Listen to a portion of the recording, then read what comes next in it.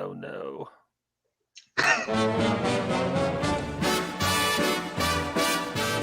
I'm running this monkey farm now, Frankenstein! I know I'd go from rags to riches. Why, a 4-year-old child could understand this report.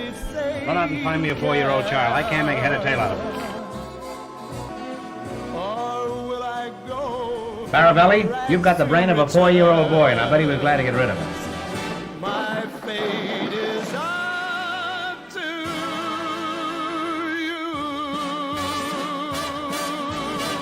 Now I'd be shitting my pants if I was you. Every time I see that, I just want to go watch Yojimbo. Hello, everybody. Welcome to Your List Sucks. Top 100, Volume 3, Episode 2. Tonight we're doing numbers 90 through 81. Last week, I was meditating on last week's episode, and it kind of felt like the first round of a boxing match. We all just kind of danced the ring, around the ring, taking some light jabs, showing each other out. Today, I think it's going to get a little more real. So let's go to our panel. We'll start with last week's winner, Cody. You got off to a strong start. You think it's going to continue this week, or where are we at here? I don't know. We do see eye to eye on some movies, and then we all like a total left field where you hate the movies that are actually good. So I think I have a shot of winning tonight. Because Brian and Bella are here, and Zach, they're just a weird group. So I have like a shot because as much as if I like out their takes, they're not on this planet. So yeah, I don't have any penises or anything like that. So I have a shot. So I'm excited. All right, over to my opposite side is Zach Ford. Zach, you came in strong last week. It's your first time really diving into the Your List Sucks like that. I know you've been on the show before, but for the top 100. How'd you feel about your performance last week, and how do you think it's going this week? You're being very nice saying I do strong because I still was third place. So comparatively, I did shitty. I just feel doomed here out. Like I thought that was my week to win it, and this week it's gonna go just be a big dumpster fire.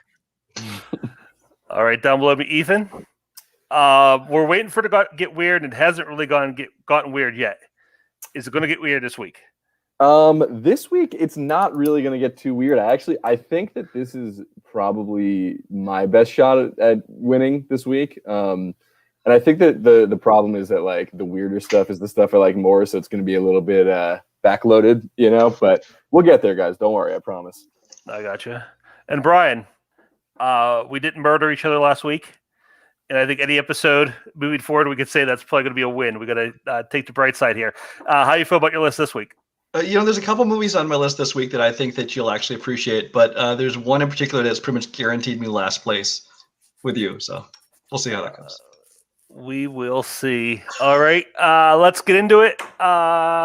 Who starts? Who do we start with? I forget. How's the show work? Cody, we're going to start with you. Give us your 90 through 88. I actually hit the unmute button. I'm off to a great start tonight. All right, so my number 90 is Taking of Pelham 123. No, not the Denzel one, the 1974 one. My 89 is Broadcast News. And my 88 is Molly's Game. All right. All right, so Taking of Pelham 123. For a long time in my life, I thought Denzel came up with, this was his movie. I didn't know that Robert Shaw and Walter Matthau did this movie in the 70s prior. And thank God I found this. Not that I hate the Denzel one, but this one has, this one, you can definitely get a ton of vibes from like Tarantino, where Tarantino got like from Reservoir Dogs in this movie. It's such a claustrophobic environment of on the train, and just the communication and Matthau kind of trying to save people from not being anywhere near it. I think Robert Shaw is absolutely incredible in this movie. And him and back and forth Matthau just works really well. And Mathau's, comedic delivery, even through this, is moments of levity. So, yeah. My next one is 89, Broadcast News.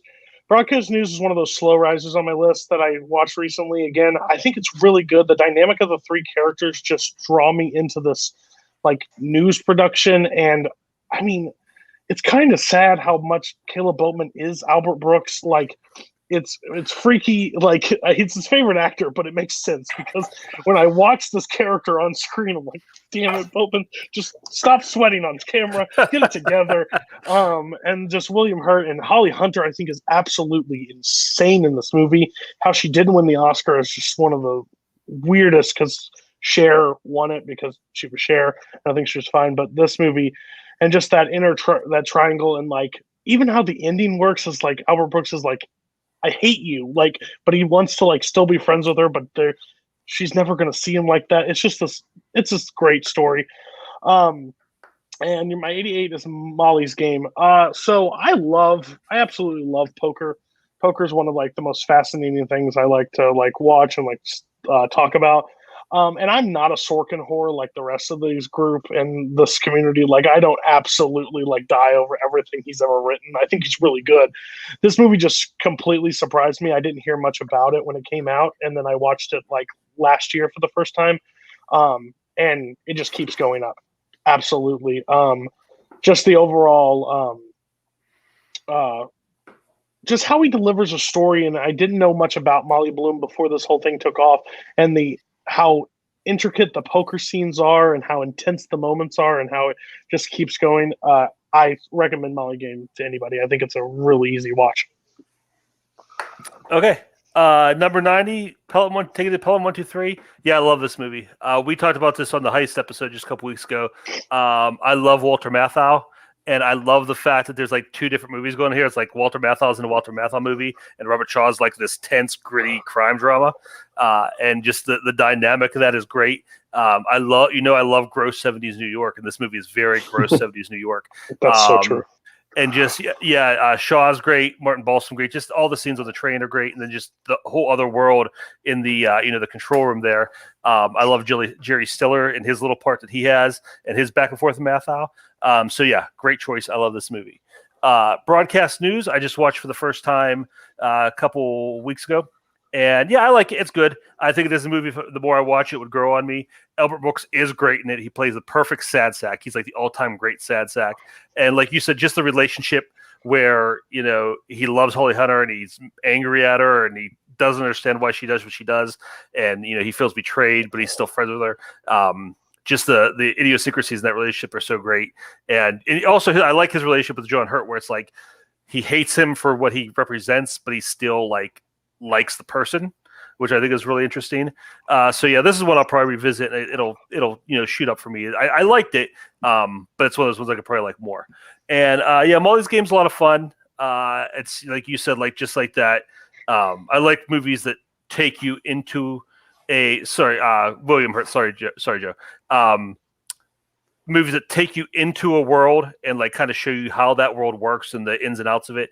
And it's just really fun to see poker, like that, and just that world of like the sharks and the victims. Michael Cera's so like strangely like dangerous. This was just like I hate him normally. I want to ruin people's lives. Like that line, you're just like, oh my god, that's horrible. But Idris Elba's really good in this. So this isn't one that would make my top 100, but I could see it being on yours. So not a bad start. Let's move over to Ethan and his 90 through 88. Okay, so my number 90 is 2009's Moon. My number 89 is Sideways. And my number 88 is Fargo. Yikes. All right, so we'll do Moon and Sideways. Okay. Moon is one of those movies. It's a sci-fi movie that when I first saw it, I was expecting very little. I didn't really know about it. I saw it at a time when I didn't really know who Sam Rockwell was, and I saw it, and it blew me away. It is such a great, bare bones, simple sci-fi movie that you don't really always get to see nowadays. But it's so well put together with like a pretty low budget, and the special effects are really good, but they only need it in certain points for some of the exterior moon shots. And it's just a movie where you basically just get to watch Sam Rockwell act his life out. Like it's his best performance by far. Spoilers for anyone who hasn't seen it yet. You can stop watching for a second. It's about clones. Sam Rockwell gets to play multiple characters, and he does it so well, giving each clone, different personality. And it's a really sad movie too, which I feel like is not something that you initially think, but especially the score by Clint Mansell, which is fantastic, really adds to it's such like especially the song, I think it's called let's see, Memories, is like a very haunting, sad, but like kind of hopeful song. It's fantastic. And as all great movies do, this one has a very memorable sidekick robot voiced by Christopher Plummer. Wait, no, it's Kevin Spacey. He's still great. But yeah, I think this movie is fantastic. My number 89, which is Sideways. Yeah, I love this movie. I've got a little on theme tonight. Paul Giamatti, incredible. It's like he's at his best. Thomas Hayden Church playing this very lovable character, even though he's a dick. He cheats on his fiance. He's a bad guy, but you love going along with this ride with him, and you love the relationship between him and Miles, as Paul Giamatti's character. I saw it too young and I hated it because it's not a movie for someone who doesn't have some kind of existential dread. And it's really funny. It's really depressing. It's beautifully shot. And it's one of those movies where you get to watch characters just be really good at one thing. And like Miles and Maya are just so good at, analyzing wine and talking about wine. And it's one of those things where you're jealous. You don't know as much about anything as they do about wine. And it's just, it's a really, really great, sad, funny movie. And then yikes. Okay. Moon. Low key, I might be the second biggest Sam Rockwell fan in this community. I love the guy. Anytime I see him in a movie, I'm so excited he's in it. Even if whether he's the star or he just has a cameo, he's usually the best thing in whatever he's in. So I really, really like this movie. And I like the fact I like blue collar sci-fi where it's not like some like grand adventure. It's like he's just out there. He's a miner. He's a blue collar guy. He's a laborer. And like you said, you get into the more like stuff about his identity and who he is and what his life means. And yeah, it's really you get the fun like quirky Sam Rockwell stuff where he's like taunting the other Sam Rockwell. But you also get those like really sad moments when he's like looking at stuff from his wife and everything, and like you trying to figure out who he is, what he's going to do. So yeah, it's a really, really good movie. If you haven't seen it, I think more people should watch this. Sideways, like you, I watched this when it came out. I thought it was all right, and I just kind of came with for me. I actually just rewatched it yesterday, and it clicked for me. I really, really like this movie. I like nerds. I like people who are passionate about something, even if it's not something that I'm interested in. And I love, like you said, watching them talk about wine and analyze it, even though I care less about wine. Seeing how much they love it and how into it they are is really interesting to me. And the way they use wine as a metaphor for his life is really cool. Like you said, I like the characters, just watching them hang out and like kind of just interact.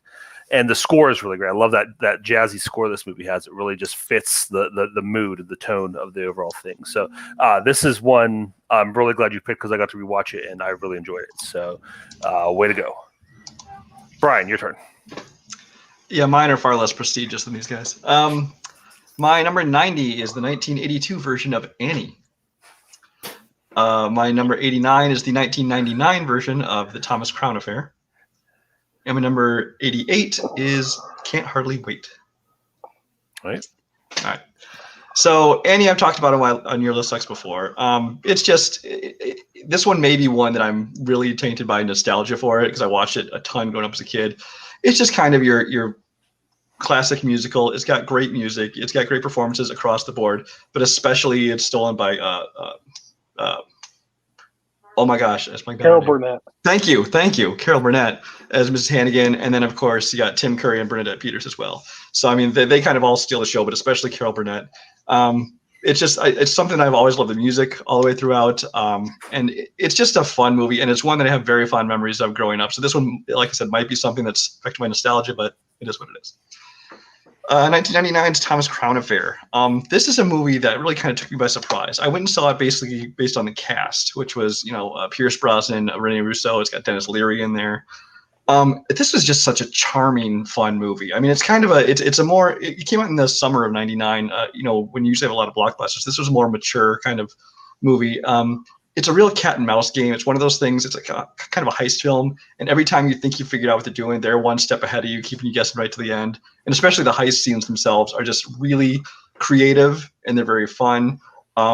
Pierce Brosnan is just kind of as charming as they go, and this is kind of at the height of his career. This actually came out in the middle of his tenure as James Bond, and it's better than all his James Bond movies. So yeah, I really enjoyed this one. And Can't Hardly Wait it's one of my favorite kind of teen movies. This is one, it kind of has a little bit of a John Hughes feel, which I know is not something that's going to appeal to Kirk. But it's kind of like in kind of the late 90s and 2000s, they kind of got kind of back into that kind of John Hughes feel, those teen movies like this and Easy A and a couple others. Edge of 17 came out a couple of years later, kind of that same feel to it. It's just there aren't any stars in this movie, really. I mean, there's like Jennifer Love Hewitt, Seth Green. You know, that's about as big as the stars you get in this movie. But it's just a great ensemble film. It's funny. The directors, unfortunately, didn't go on to do anything else besides this and Josie and the Pussycats, which is another underrated film that people should appreciate more. But yeah, that's my 88. Okay. Annie, I'm in the same boat with you. That I have a lot of nostalgia for this movie. This is when I remember was on like HBO all the time when I was a kid. I must have watched it 50 times. You know, watch it with my family, with my mom, and then when my daughter was little, you know, she would watch it with my mom. So it was like kind of like connection there. But yeah, I mean, it's good. It's one person you didn't mention was Albert Finney. He's really good in this too. But Carol Burnett and Tim Curry are great too. I like the music. It's fun. But again, you know, it's tainted. Not, I shouldn't say tainted by nostalgia, but there's a lot of nostalgia factor in it for me.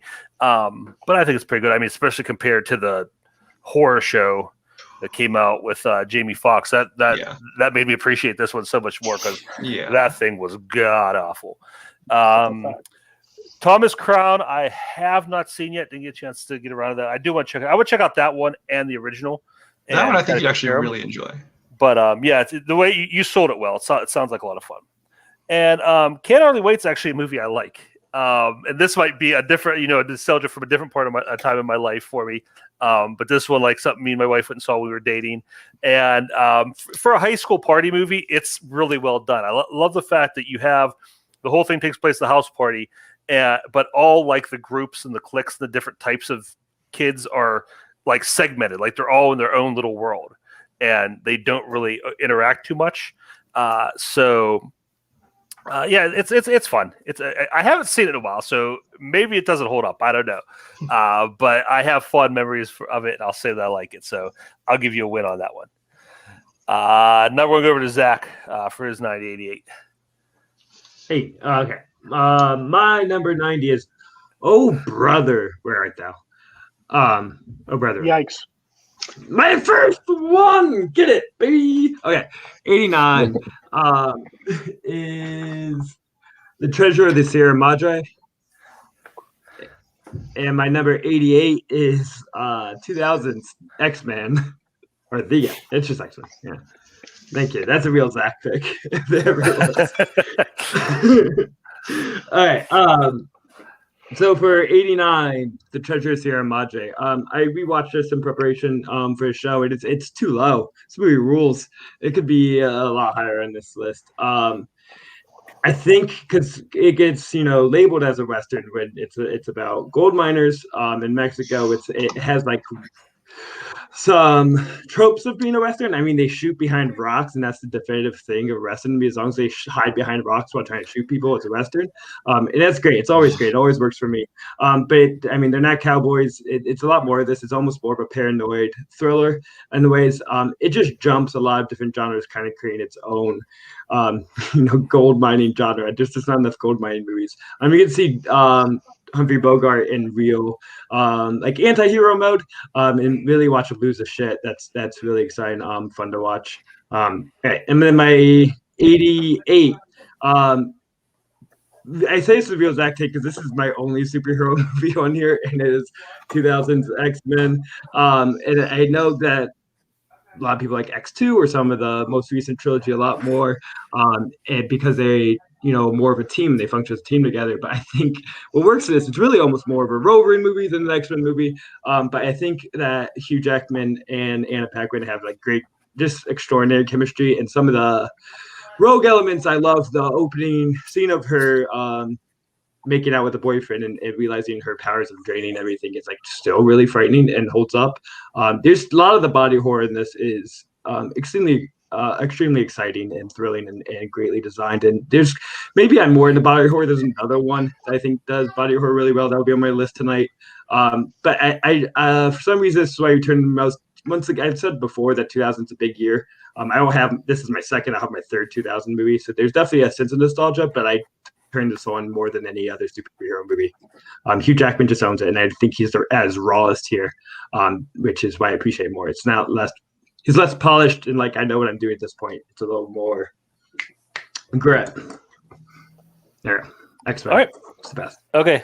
Oh, brother, yikes! Yeah, Treasure of the Sierra Madre is really good.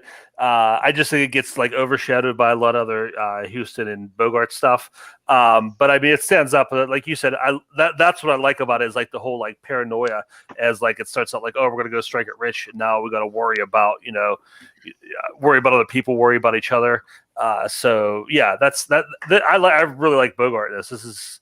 I don't know if I say it's one of my favorite his roles, but it's a really solid one. And X-Men, yeah, I think they expand the universe beyond what they do here in future movies, but they set a really good foundation for the whole for everything to come. They set up the X-Men world and like the hatred of the mutants and the registration act, everything. Do a really good job of that. For that, when I watch a comic book movie, since I'm a comic book fan, what I want to see them do is get they don't necessarily need to get the stories exact, but I want to see them get the characters and the tone right. And they do that. They set the tone for the story very well. Ian McKellen and Patrick Stewart as Magneto and Professor X are both great in this and establishing their relationship. And there's a lot of cool stuff between them.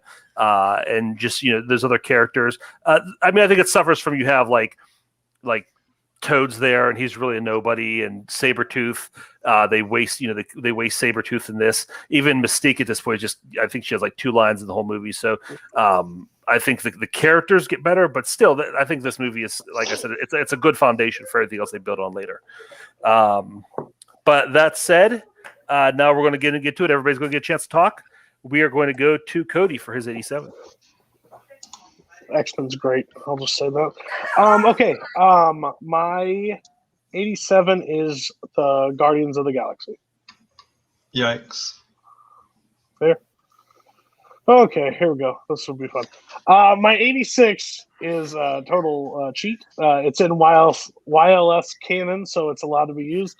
It's not the first volume of this or the second volume. It's combined. It's Kill Bill, The Whole Bloody Affair.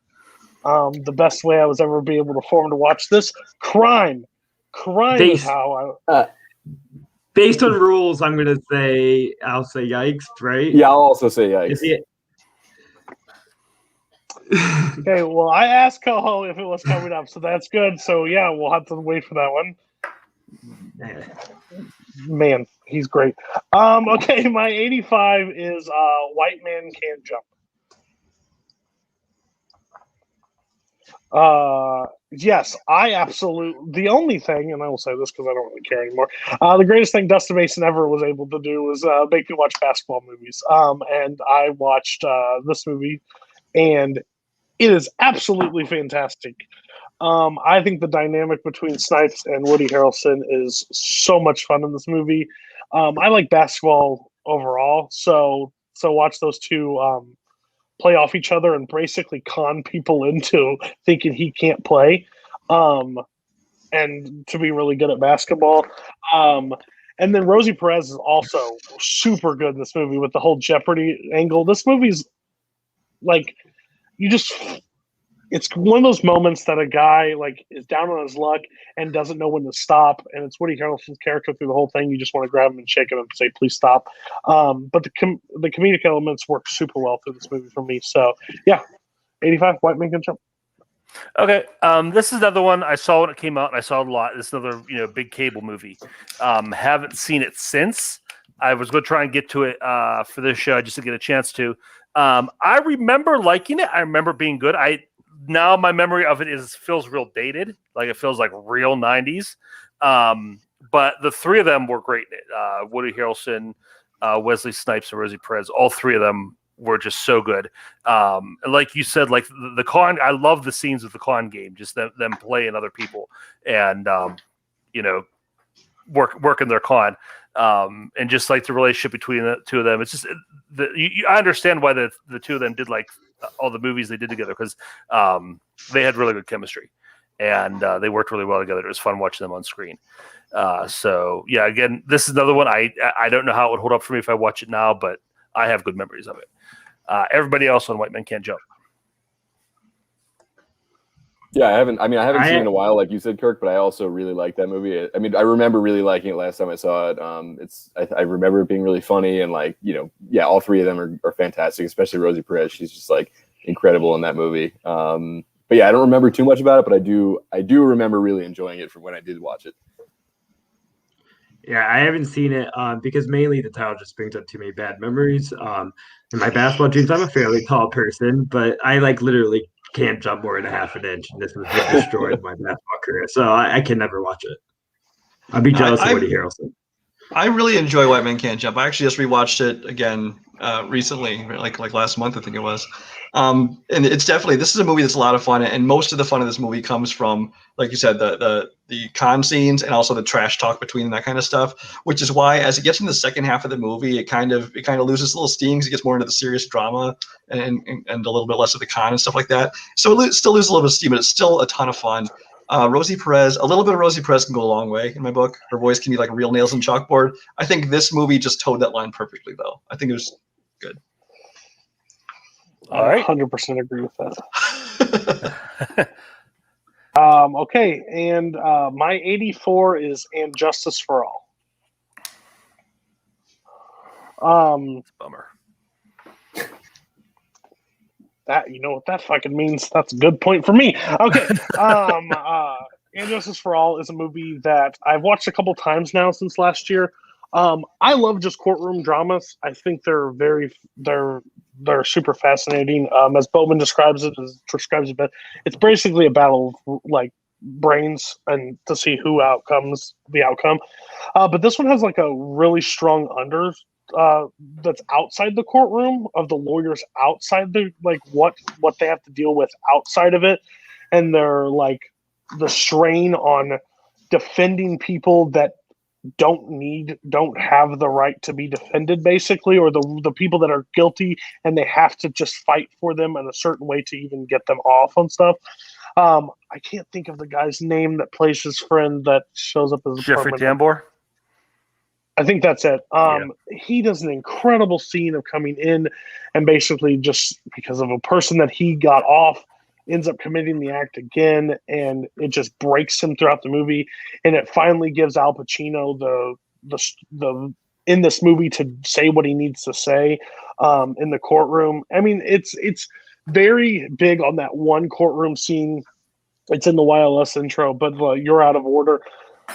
But like leading up to that part, you just see him slowly cracking. There's a part where he's just outside and like yelling at the guy that had to fill in for him and just screaming because he couldn't be there when he needed to. It's just a super strong drama. And I would recommend it anything. 79 is an insane year of just performances, and Pacino gives an outstanding one. So yeah. Yeah, I think everybody knows I love this movie. Pacino is great in this. I feel like this role is a cross between what he does in Dog Day Afternoon and what he does in Serpico, because he has like that like drive of Serpico, but also like that outsider perspective and that just trying to figure out what's going on, like he does in Dog Day. That like just sense of being lost and not having anything grounding him. So what he does in this movie is amazing. The supporting cast is great. Like you said, Jeffrey Tambor is great in it. Jack Warden as the crazy judge is really good. William Forsythe as the guy he has to defend is just real swarmy and gross. It's a great cast. Lee Strasberg as his grandfather, or his grandfather, plays a really good small part. And yeah, I just love it because you see so many courtroom dramas that show you like criticize the legal system for the people who are at the face of it, people who are on trial, the people who have to go through it. But this shows you what it does to the people who work in it. and how it dehumanizes them. Either they either give up their humanity willingly because they want the power and the money, or they who just have their humanity robbed from them because it's such a hopeless situation. If you really want to help people and you really want to take care of people, there's nothing you can do. And I just love that spin on the whole thing. So yeah, this is a really great movie. Really good pick, Cody. Everybody else on Justice for All. If a combination of me marathoning 1979 and that not showing up in my research of what to watch, and when I Google it because I forgot what it was, an album by Metallica comes up first. So if it's not first on Google, does this movie even exist? But I am like all about Jack Warden, one of my favorite character actors. So I just need to check it out for him. Yeah. Oh, he's great in it. You love it. I've seen the movie, but I honestly remember very little about it aside from like those classic scenes, like you're out of order, that kind of stuff. I was looking at my letterbox. Apparently, I rated it kind of low, but I don't remember why. I don't remember hating it, so I don't know. Unfortunately, I can't really say much about it. Yeah, I haven't seen it, unfortunately, but I want to. It looks really good. I like early Pacino. I just have not seen it yet. All right. Well, Ethan, you get a chance to talk about something else now because we'll go on to your number 87. All right. My number 87 is Groundhog Day. Yikes. Okay. So I thought so. My number 86. Did that get definitely yikes? Gonna be, what's that? Yeah. Yeah, I got yikes. My next one, number 86, is definitely going to be a big yikes from everyone, I think. In the Mouth of Madness. Oh, okay. Well, In the Mouth of Madness is one of my favorite John Carpenter movies. People like to forget that John Carpenter was still awesome in the 90s. He was. This movie is awesome. It's really cool. Sam Neill is just so fun as this insurance investigator who is just cast into this, like, it's very surreal, like this just nightmarish town where like all of these different like horrific scenes are taking place. And it's just, John Carpenter's just kind of playing around, having a blast with these different like horror concepts. And it's like, it's very Lovecraftian because it plays with the concept of sanity and like going insane based on the unknown or based on like a craze, you know, and it kind of plays, it's like a satire on Stephen King and like the craze of Stephen King novels and what that did to society. And like, what if Stephen King wrote a novel that drove everyone insane and led to the apocalypse, like, you know, and like just plays with that. And it's just so fun to me. The diner scene, in my opinion, is like a masterpiece of horror filmmaking. It's one of the best scenes I think John Carpenter's ever done. And it's really simple. The practical effects are fantastic. There's a scene where Sam Neill is running from this like giant book page that's been torn open, and these giant like Lovecraftian creatures are like chasing after him, and it's all practical effects, and it's like darkly lit, so you can't really see it too well, but when you do, it's like it's just terrifying. And there's that iconic scene of Sam Neill in a movie theater losing his mind, and it's so fun. Now, we were talking before we went on the air. This is a movie I wasn't sure if I had seen or not, but I went back and checked some scenes. Like, yeah, because I remember a long time ago I had watched this, and it was at a party or something, so it was just kind of on, like we weren't sitting down paying attention. But the scene, like, there's so many scenes just watching, not even really knowing the context, that were freaking me out. The one scene that still stays with me to this day is the scene with the guy on the bike coming out of the dark. Anytime I'm driving down a dark road by myself and it's pitch black and I just have my headlights, I'm just waiting for that guy to come out of the darkness in the bike. That just freaked me out and horrified me. So this is what I do want to go back and watch. I just haven't had a chance yet. I do want to go back and watch it because it's this, like I said, the imagery and the iconography of it is really good. So I want to like dig into the story and see what it's all about. But just like I said, based on the little bit I remember, it was a pretty good horror movie. Anybody else have anything on In the Mouth of Madness? My only memories of this, I saw this in the theater, but my only memories of this are kind of that loop where I kept seeing the same guy in the dark, and I remember Hayden Christensen being the paperboy in that movie. I will say that as Sam Neill surreal horror movies go, I'll take this over that shitty movie Possession any day of the week. I hate you, Mike Hanley, for convincing me to watch that. But yeah, I've seen it. I think I remember enjoying it. Again, I'm afraid I just don't remember enough about it to say much. The Mouth of Madness is how I refer to myself in my dating profile, but I have not seen the movie. And I'm buried. I will watch it shortly in the next few months because when I follow John Carpenter with the Blank Check podcast, but not yet. I've looked at the images of this because of Mike Hanley, and hell no, not a chance in hell this will ever go on my TV. God no, I want to sleep, not a chance. Fair enough. All right, Ethan, your number. Yeah, my number 85 is the first Rocky. Wow. Okay. I gotta say, I'm kind of shocked. This is a movie that I had not avoided. I just hadn't seen until like whatever year I think Creed 2 came out. I finally went back and watched all of them. And I always thought it would be overrated, or like I wouldn't care because I don't really like sports movies. I don't really like boxing. I don't care.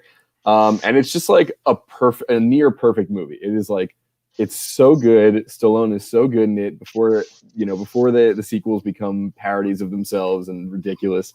It's such a great underdog story. Like Rocky's such a lovable character, and I feel like you don't get many movies where like it's a drama, like a heavy drama, and the main character is just kind of like this dumb guy who's down on his luck, and you really, really just want to root for him.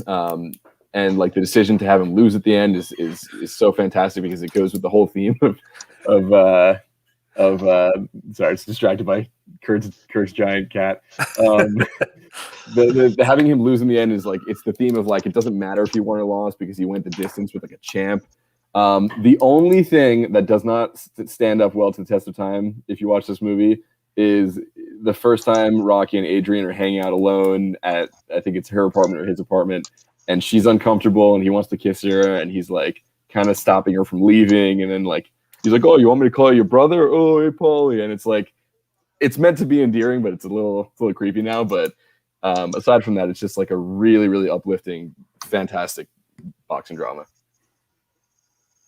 Yeah, I'm really surprised only one person has Rocky on the list, and if I had to guess one person who would have it, it wouldn't have been you. No offense, there's other people out here I thought were much bigger Rocky fans. But no, I like the first Rocky. It's definitely my favorite of the original series. Like you said before, it kind of just went off the deep end with all the craziness. It was like a serious like sports drama. And I just love the fact how it's, again, this is a movie, Stallone wrote this as a metaphor for his life, and just, the backstory of how he got the movie made and everything he had to do. And, it parallels the movie so much. And like you said, yeah, it's not about him winning. It's about him, just overcoming all his obstacles and getting there and doing it. And, I was talking to somebody else about this the other day. I said, if he would have beat Apollo, it would just been such a weird ending because it would have made no sense. Like it just would have been so unrealistic. But just the fact he did it. He was able to get in the ring with him and stand toe to toe with him. And even I love the fact like when they're announcing Apollo as the winner, it's like in the background, like you don't even really hear it, like because that just shows you how much that doesn't matter. But yeah, it's a great movie. It's a great story. Again, it's just been so parodied so much, and other you have all this the sequel garbage buried on top of it. That it kind of, I think loses its luster for some people, but I still really like it. Everybody else on Rocky. I like Rocky quite a bit. I think I brought it up when someone brought up Creed last time, that this is my favorite. I have actually never seen the Rocky sequels. I've seen Creed's and Rocky, but I like the laid back New Hollywood vibe that Rocky has that was unexpected for me when I got into it. It's really much more of this 70s romantic comedy in a way. I just like watching the two interact. I like turtles a lot, pet stores, so that's a big hit. And I will say, I guess turtles are great. I think I'm a fairly oblivious person in general, so I did somehow forget or not know that how it ended and that Rocky didn't win. So it did catch me a little off guard that first time in a way that was, I think, pretty lovely and kind of moving. And I don't think it would have the same effect if it turned out the opposite way. It's not, you can't root for his journey as much rather than just him winning. If he was to win, it would be about the victory rather than the journey he took. Mm-hmm. Rocky's a movie that I respect more than I enjoy. It's a good movie, and it's probably easily the best of the Rocky series.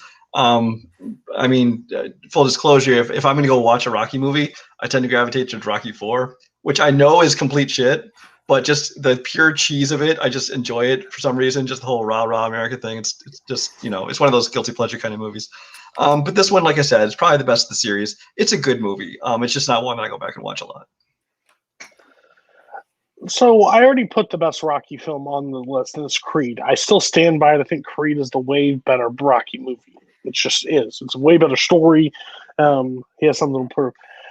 Rocky, the original Rocky, is not even my favorite Rocky. I love Rocky 3 and Rocky 4. I understand they're not good, but when they turn and become campy is what the mixture of the campy and fun is what I like of Rocky. Listen, the man of Rocky works one time as who he is. The rest of it, he has to switch gear, and it's more fun that way. I don't think Stallone's that great of an actor, and then the first one, I also don't think that. I just think they switch into a tone that I actually like a little bit more.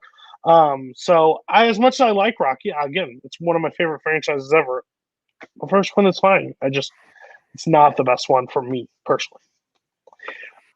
He ends the Cold War. I just don't understand how Let's have fun. You like Rocky 3 and 4 better than Rocky, but Creed is your favorite Rocky movie when that's the most like the first one. I don't get it. It's fine though. It's done better. I don't know. Better boxing. Definitely better boxing. Yeah, no question about that. All right, that was Ethan's 85. So we're going to his 84. All right, so my number 84 is the original 1984, A Nightmare on Elm Street. This movie is the reason that when I was younger, I was terrified to go to sleep. I mean, I'm sure that's similar for a lot of people, but as someone who's had sleep issues like my whole life, this movie like really hits me deeply. And Freddy Krueger as a character, Wes Craven just created this like incredible, this one of the best horrific like movie monsters in a way, but also slasher, but like it's more surreal than that, and it's more clever than that. Wes Craven always like balances horror and humor really well, and this is the only movie really that like does that really well before Freddy Krueger becomes like a stand-up comedian in the sequels, and it's just like a bunch of jokes and nonsense. A couple of them are good, but like this one is untouchable. Johnny Depp has one of the best deaths in film history when he gets sucked into that bed, and it's just a geyser of blood. Like that shot is so incredible. Not just in horror, obviously, but just in film in general. It's such a fantastic death. I know some people might think this movie's a little silly, but like it is. Like there's a reason it's a cornerstone of like 80s horror in general, and spawned so many sequels and a remake. And Jackie Earle Haley could not do it as well as Robert Englund, because Robert Englund was, he's so incredible. You could never replace him. He's one of those characters in film that will end with Robert Englund, because you just can't do it again. I think it's one of the best 80s horror movies, and one of the best horror movies in general. I just recently, probably within the past couple of years, just for trivia, that I started watching these movies. And you hit the nail on the head. The reason I was never really interested, because I always saw like Freddy Krueger and the one-liners. I just thought it was kind of silly, and I wasn't that into it. But I watched this one. I was very pleasantly surprised. Like in this movie, he's actually like scary and mysterious, and there's like an aura around him that he doesn't have in the later films. It's almost like Rocky. Like it's like this is like the more like toned down one, and it just gets silly after that. But yeah, and I just love the world it creates. I love just the rules. I love a horror movie that has rules and follows them and creates like its own little universe. And I know some of the sequels follow them better than others, but I like what's set up in this movie. So yeah, I'm not a huge fan of it, but of the series, this is definitely the best one. Everybody else on Nightmare. I hate horror. And I hate Freddy. I think Freddy movies are gross. They're just cheesy one-liners. When I saw this way back, I haven't probably seen this in almost 20 years. I didn't hate this one. It's when it goes past that point. Like this one still has that. This one, again, scared the shit out of me. But again, Freddy is just one of those characters I do just not gravitate towards. I think, meh. But this one, I can respect it for the horror genre, but it terrifies me. No thanks. Go ahead. Go, Brian. No, I really enjoy this first movie. I enjoy most of the Nightmare on Elm Street movies to different degrees, but there's a definite giant drop off after this first film. Because like Ethan already talked about, this one was kind of, it had some silly moments in it, but it was for the most part a serious, straightforward horror film, and it became one-liners and stand-up comedy kind of thing. But I mean, it was a great character he created. It wasn't something that already existed. It was a great concept. I thought it was done very well, and yeah, I mean, even if the rest of them didn't quite live up to it, this is still a classic horror film. Yeah, this is something that I think is great on paper, in theory. Just the idea behind the concept is extremely frightening. I mean, I always spent a lot of my childhood scared to death of Freddy Krueger. I'd never seen Nightmare on Elm Street, but who Freddy Krueger is, and you get his deal, and it's terrifying. But once you actually watch it, its flaws are the same thing I have with kind of any or most 80s slash films or horror films, especially ones revolving around teens, where it just seems cheap. Like they can't get huge stars and great acting. The scripts and dialogues is really stilted, and thematically it doesn't dig too deep. It's really just about crafting these scare scenes, which is just not how I am attracted to movies. I see more around it than that. All right, everybody went on this. Then, so we move on to Brian, and we'll start up your 87. Yeah, my 87 is Kurt Kowalski's favorite movie of 1998, and that is Basketball. All right, so Basketball is done by the guys who did like Airplane, things like that. They directed a Zucker movie, which I know he already thinks his dad jokes the movie, but I've always enjoyed those. It's very it's very much like the Naked Gun movies, things like that, where like for every joke going on in the foreground, there's like 5 things going on in the background. And it's just a lot of comedy going on at once. Trey Parker and Matt Stone, I love this. This is kind of at the peak of their popularity. It was before South Park the movie, but the show was already on TV. And I find those guys hilarious. Their brand of comedy is perfect for me. And those two, along with Squeak Scolari in the movie, there's just so many things about this movie I loved. It's my kind of humor, which is infantile, childish, dirty, whatever you want to call it. But I enjoy it very much. And as far as just dumb comedies go, I think this is a ton of fun. Kirk, what did you think of it? Is Holtzman watching? Is he in the chat? Because if he is, we all owe him a big apology for all the crap we gave him for putting Footloose on his list. Because after this, we're all going to forget about that. Okay, the real Brian Michaels is showing up. He's finally here. Yeah, this movie's terrible. I had to watch this for trivia beginning of this year, last year, and it's one of the worst movies I had to watch for trivia. It's so bad. Yeah, you see that Zucker influence, and even though I don't like Airplane, I can see like a basis of comedy and jokes in it. This one is just so bad. It's so lazy. I'm not a South Park fan, but I'll admit like there are some like clever things in South Park. Not the case with this movie. It's just every easy, obvious joke. Everything is just so like lowest common denominator. Just it's so bad. It's like it was miserable to watch. I hated watching every second of this movie. You're Camry. There you go, buddy. We got you. But yeah, this is this movie sucks. I hate this movie so bad. I did not find any. I don't think.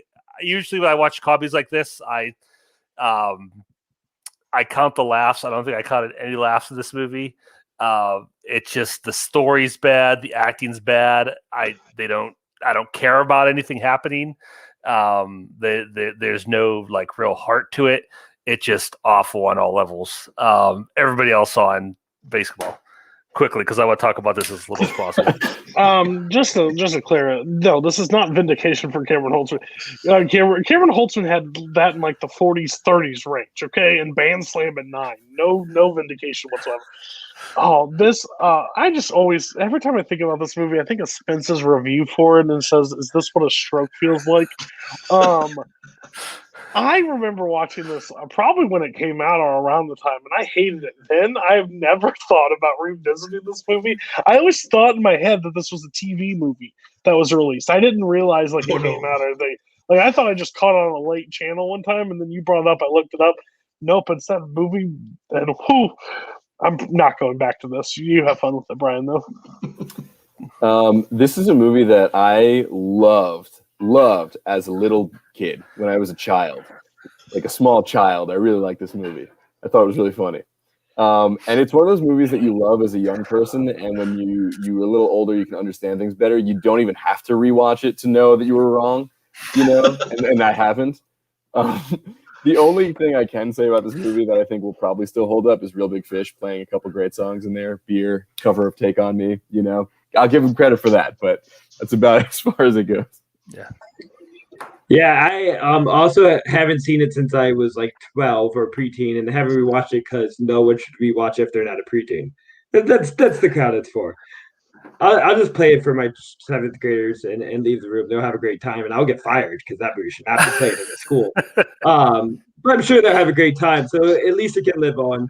Brian can travel around in a van playing it to teenagers and spreading the good word of basketball. All right, Brian, you dug yourself a hole here. Let's see if there's any chance you redeem yourself. I will say, I think for the whole YLS 100, that was my low point. I think that's the one. You can only go up from here. There's. If you I'm go saying I'm glad I hit that here down at number show. 87. Because I'm not going to have something up in the 40s or number 9 or anything. That being said, number 86. Sometimes you just want a good blockbuster, and I have Twister.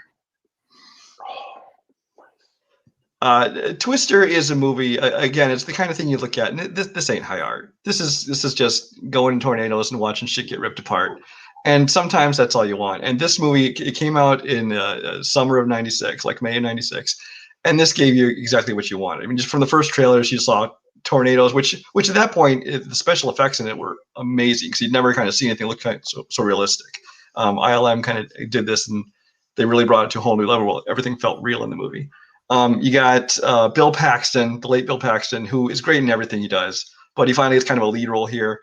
Helen Hunt was all right. You got Carrie Elways from Princess Bride playing kind of the villain, or at least the antagonist in the movie. But the star of this movie is absolutely the tornadoes. Well, maybe a cow, but mainly the tornadoes. And it was just it gave you exactly what it sold itself as. It didn't try to be anything more than it was. It was, hey, let's watch shit get blown up real good by the weather, and you got it. Okay. Yeah. Twist. I don't have anything bad to say about Twister. It's I liked it when I saw it. Like you said, it does what you go in and it's like a big, you go in to see stuff get torn up by tornadoes and it does its job.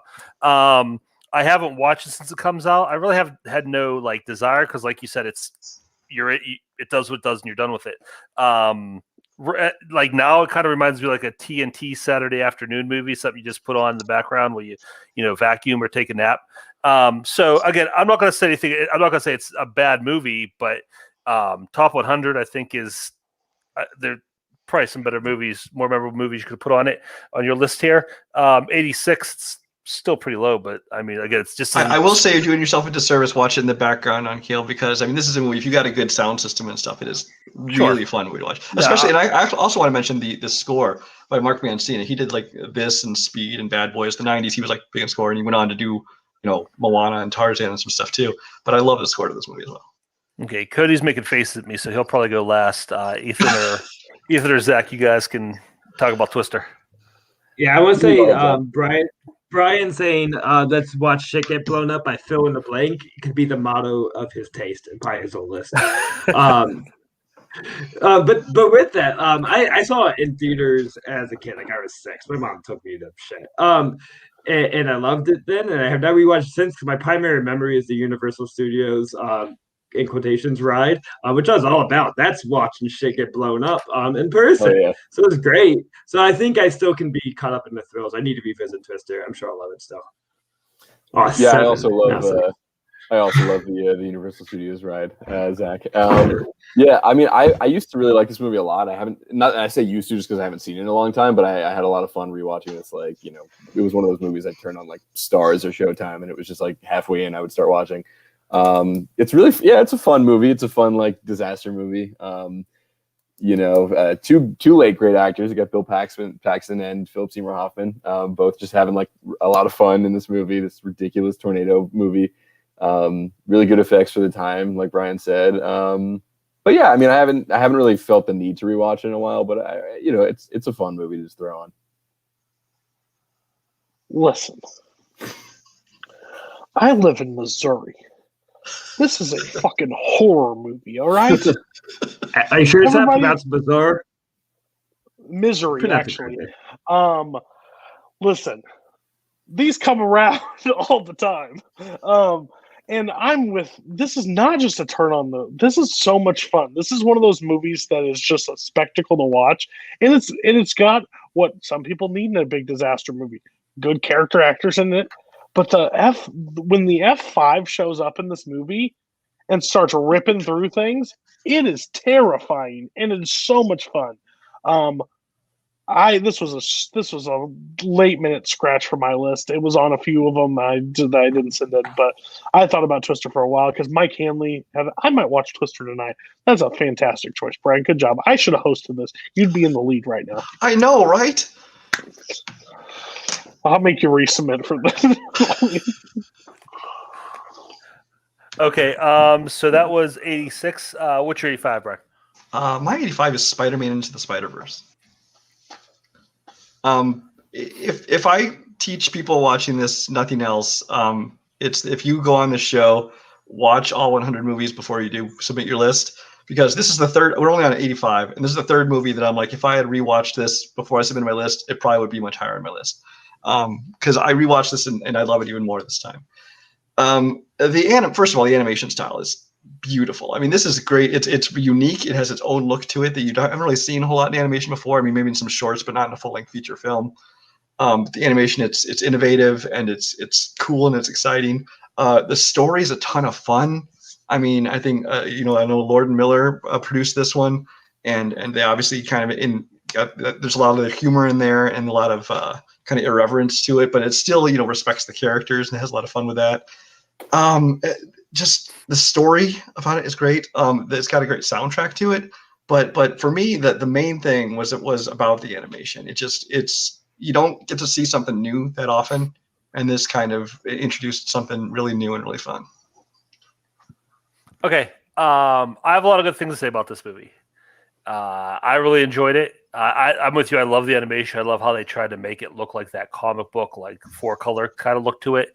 I love what they did with Spider-Man. That idea of just taking all those different versions of Spider-Man that really not always, but have existed in the comics throughout the years and kind of bringing them together was a really cool idea. It does have a really good soundtrack, good story. My favorite Stan Lee cameo. Just the fact that that cameo, the way that cameo plays out, and the fact the movie came out like a week after he died, was adds more to it. But that's still my favorite cameo of his. It's a fantastic movie, but it is also maybe the most overrated movie ever made. It is number 16 currently on Letterboxd's all-time top 250, which is nuts. It's a really good movie, but let's everybody calm down. Brian, like it's not 85. Well, 85. I was just going to say 85 is a great spot for it. You say you should move it up? Probably not. It's. Well, I'm not saying it would move to top 20. I'm just saying it might move to top 20. I mean, but 85 is a great place for it. It's a top 100 movie, sure. I'll buy. It's not on my top 100. I'll buy it being on yours. On a personal top 100 list, that's fine. But the praise this movie gets, just like it's the greatest comic book movie ever made, greatest animated movie ever made. It's really good, and let's leave it at that. But like I said, I have nothing negative to say about it. It's a great movie. Everybody else on Spider-Verse? I think overall, I think this movie can get to that level of one of those comic book movies that could be in the top, because it's the only comic book movie that's came out that feels like a comic book. Like, I had zero expectations for this movie, zero. And when it came out, I was absolutely blown away by this film. If I didn't work so closely with Kaleb Koho all the time and loved this movie when it first came out, I probably would have, watched it more. He just watched it more than me. But I really enjoy it. I think it's not my favorite portrayal of Spider-Man, but when they're able to have all the Spider-Man show up, I think it's a fantastic movie and it looks absolutely incredible. So I understand. I overhyped 16 on Letterboxd. Parasite's like 2 or something. Like they're all gonna everything that comes out is gonna get overhyped at some point. But I think this one could. I think we look back on 20 years. I think this movie still is up there in comic books because I think it changed the game and it made a lot of people question like what they can do with animation. So, yeah, I have no problem with this being on the list. I thought about it. Yeah, I mean, this movie's fantastic. I didn't think I was going to like it as much as I did when I saw it. And I'm not always as into animated like superhero movies, but this one, like, I thought it was really clever. The animation's incredible. Like, the voice cast is great. I'm a sucker for like interdimensional stuff. So like bringing multiple versions of one character into one story is just super fun to me. It's like a super fresh take on something that we've seen like a bunch of times. Nick Cage as Noir Spider-Man or Spider Noir, whatever he's called. Brilliant, inspired casting. Yeah, and I mean, it's a fantastic superhero movie. I really like it. Yeah, I get it. I support the choice, even though I don't love it as much. But I think what kept me from loving it as much as other people I would get over on rewatch, which was the animation was really jarring to me. I think, as a still screen, it pops and it looks great, but the motion is really jarring to me and really gave me a hard time focusing, get past it. I knew that from the trailer going in, but I think I as I get used to it, I could go with it more because I do find it very innovative, very creative, and Spider-Ham rules. Spider-Ham's so funny to me. I mean, big John Mulaney fan, and they really give him, his time to shine. Yeah, I think as a comedy, especially, it works. I think as a drama, it's a little more raw. I know people really like it, but I think it's aiming for kids, and it is what it is. But I think comedically, it's wonderful. Yeah, and it has my favorite all-time Spider-Man villain in it, Tombstone. They just don't give him enough to do. I wish he would have had a bigger part in it. Okay, Brian, we go to your number 84. My number 84 is probably going to lose you again. That is the 1993 Mike Myers film, So I Married an Axe Murderer. Yes. So, I mean, this is Mike Myers. Is a movie I think is his most underrated movie and underseen. I think not a ton of people have even seen this movie. This is after Wayne's World, but before he did Austin Powers, which I enjoy Austin Powers a little bit, but I think they're super overrated. And the whole playing multiple characters thing he had already done in this movie and done it better. But this is a movie. It's Mike Myers. I think it's his best film. You got a supporting cast with Anthony LaPaglia. You got Nancy Travis. You got Debbie Mazar in there. Stephen Wright's in there. Amanda Plummer is so much fun as playing a psycho like she always does. But most importantly, Mike Myers, who is playing himself. He's also playing his father, doing this usual Scottish thing, which he would go on to use again in Shrek, as well as Austin Powers and other movies. I like I said, I just think this is probably the most underrated movie. But among me and my friends who have seen this endless number of times, and we quote it endlessly, and I don't care what anyone thinks. I think it's fun. Quote it. I don't do that, Cody. Yeah, I'm not a big Mike Myers fan.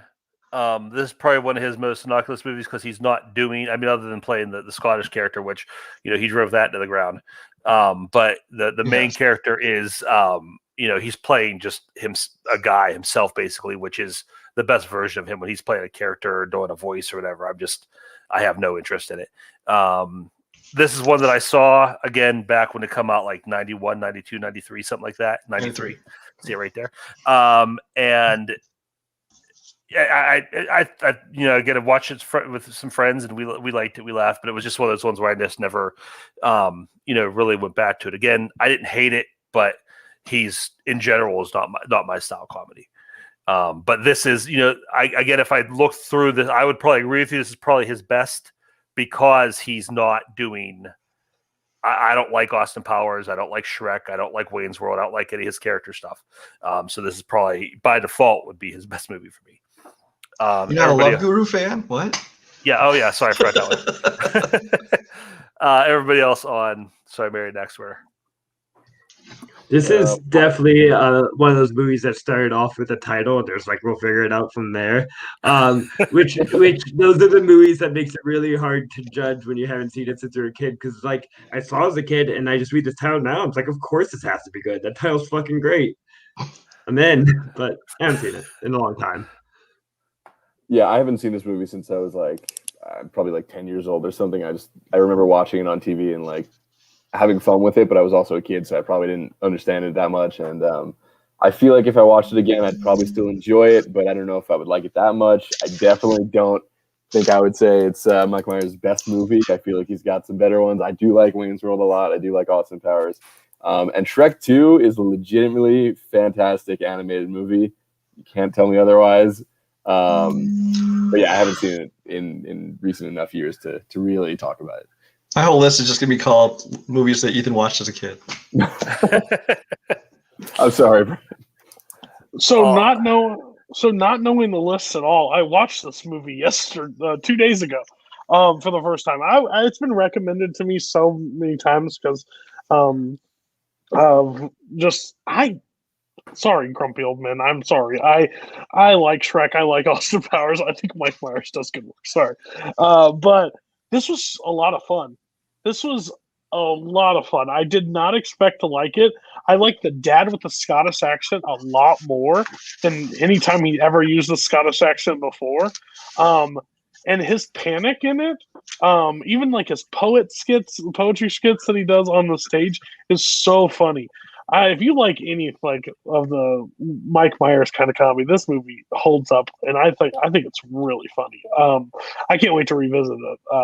But I just clicked on it and watched it, and I'm so glad I did because you had it on your list. So good choice. Damn it, Cody! Why aren't you hosting? All right, we're going to move over to Zach now. Move up. Oh, we can all take a break now. You're good. It's an era they're talking about. You're about to feel the heat because these next two picks are about to get real sexy. It's like I gotta take my sweater off for this. It's gonna get way too hot in here. Okay, I gotta do it. Right. When we get to top 10, he's gonna be naked. I'm feeling it all right now. It's just about 2.5 of real sexiness about to happen. Number 87 is Atonement, depressing sexiness. So I'm kind of a Joe Wright defender in a lot of ways. I am the one and only fan of the movie Pan. We'll talk about my Peter Pan thing later. But there's something about Joe Wright's style and pacing and just his production design art that I find really beautiful. And there's a real melding of depressing drama throughout this with just hot as fuck romance. The scene in the library with Keira Knightley's now famous dress, leg hiked up. It's just a real sexy image between her and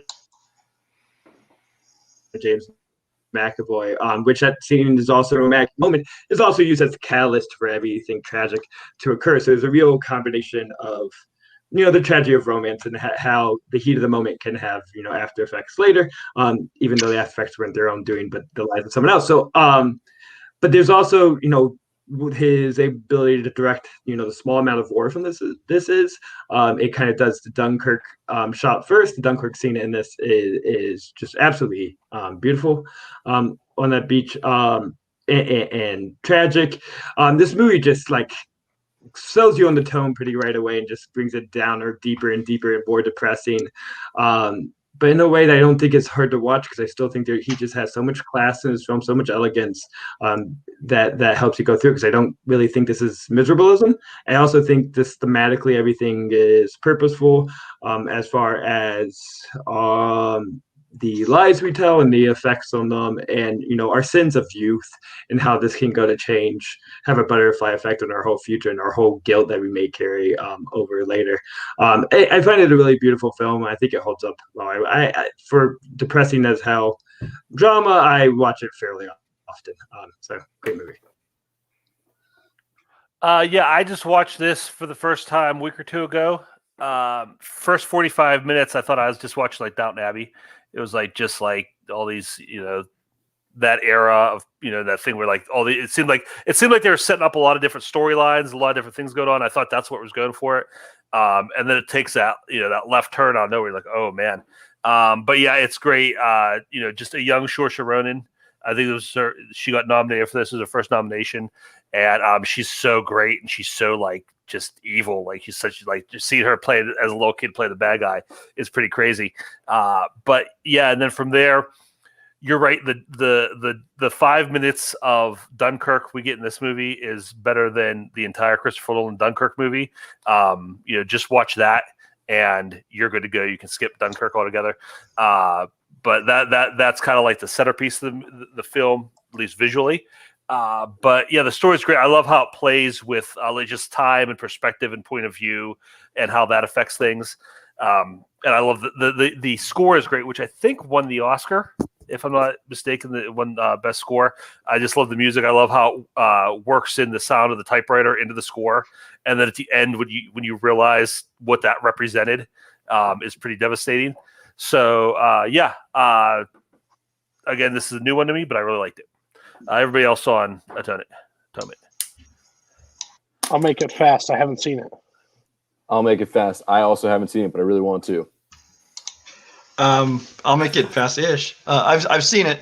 I actually really enjoy this movie. I think that it's probably Joe Wright's best movie. My problem with Joe Wright is he composes a beautiful frame. He's got his movies look beautiful. Sometimes, like in Pride and Prejudice and Anna Karenina, some of those, it's at the expense of the movie. The movie's kind of boring. It looks like he composed a bunch of pretty pictures, but didn't like make a good movie. I thought here he did a great job balancing it out with the story, and a lot of that is because of the actors he got. And Saoirse Ronan, of course, James McAvoy, Keira Knightley, who's of course in a lot of his movies. But yeah, I mean, this one wouldn't have made my top 100, but I think it made my top 10 or 20 of that year. All right, cool. Zach, let's move on to your 86. Now we're about to get athletic sexiness. One more button needs to come down. Oh, I'm wearing a school shirt. Okay. This one is Love & Basketball. Love and Basketball, probably a real awakening for me as a teenager. It was on TV a lot, on I think VH1 specifically. And I feel like I only remember the sexy scenes from then. But I watched it recently, and it just holds up as a complete film beautifully. Because it's the scale of it as a romance is bigger than the kind of movie would make you think. Tracks them from kids to later their life. And it's very real in the relationship to each other. They have that kind of sports rivalry, that neighborly rivalry that evolves into something more, because it's that kind of relationship that your experiences are so interconnected into each other that it's hard to really find your belonging with anyone else, because it is just kind of an always meant to be thing.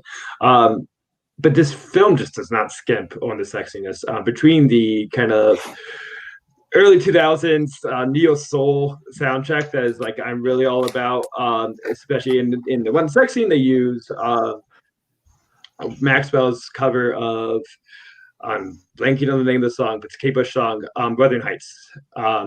It is just very smooth song and a very just great drop for that moment. Really adds to the thing. The chemistry between Sanaa Lathan and Omar Epps is on fire. I think Sanaa Lathan is one of the more underrated actresses somehow. I mean, who knows what Hollywood does with actors of race, but she never really got the chance that she deserves.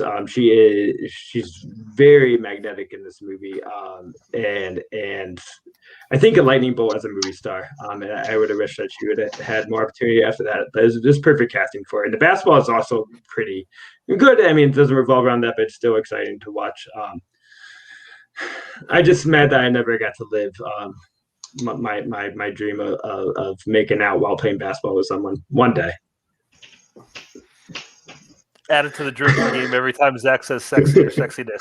I think this might be the end of sexy corner. I was looking for my top 100. This might be it. This is we got like 9 episodes to go. Don't worry about it. We'll hit it again. Love and Basketball I have not seen. When I first started looking into watch everything for the show, Just Watch told me it was on HBO Max. When I looked for it on HBO Max, it was not there. So either it came off or Just Watch lied to me. But I did not get to watch it. So I'll try to watch it before we're done so I can judge on it properly before it's all said and done, but I haven't seen it yet. Anybody else love basketball? Yeah, sometimes I agree, Kirk. Just Watch, it's not always truthful, and it's disappointing. But I haven't seen this movie, but Wuthering Heights by Kate Bush, great song. So maybe I'll have to watch it, or at least watch that scene. I have not seen. I keep meaning to watch this. People keep telling me to watch it, but I have not seen it. So I was walking through the 2000s, and Jake Marangoni gave this movie to me, and I'm so happy he did. If this was last year or something, I could have seen it making my top 100. I think it's absolutely incredible. I think the performances, and the overall story, and like the real the chemistry you feel between the two of them, and like the where life takes them, and when they have to basically decide between the game and love, kind of the name of the movie. I recommend it. It was on HBO Max. I got to see it, but yeah, if it comes back on, I would highly recommend this to anybody. I think it's a really good movie.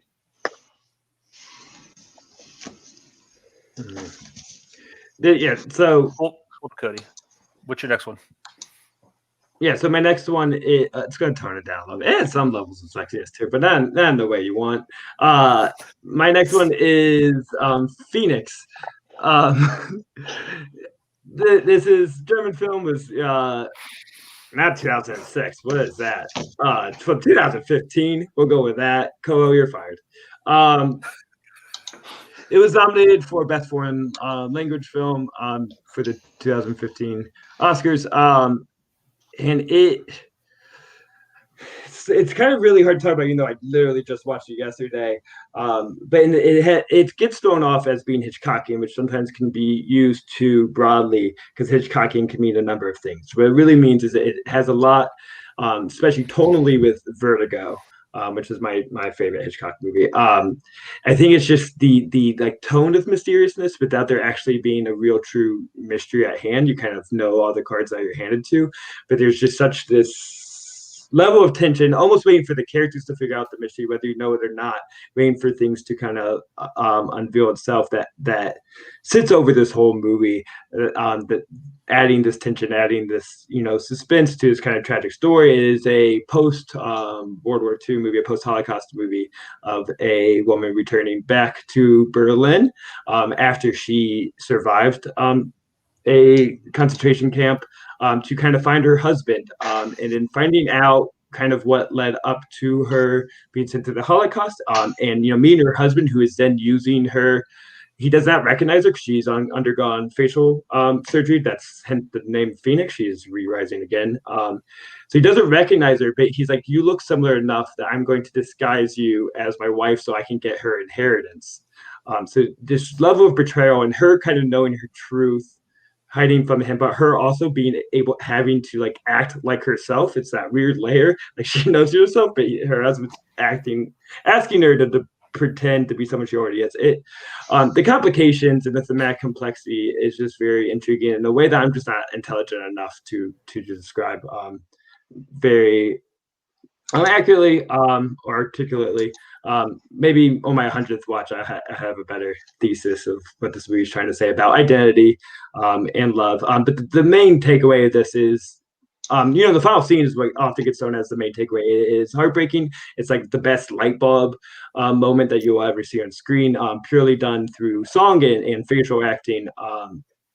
It's just incredibly a bow wrapped on everything that you're watching the whole film. Just great follow through. But I think the whole last 20 minutes kind of has that emotion. There's one of the top tier hugs in movies, also, which still has that weird dynamics of who knows. What is the truth at the point? You never fully understand what people are aware of. That adds so much complexity, but there's still so much truth and sincerity without there being literal truth in the hug. Great movie. Everyone should watch it. Nina Haas, one of the best performances of the 2010s. I had not seen this movie, or I had not heard of this movie until you put it on your list. So I went and watched it, and I really liked it.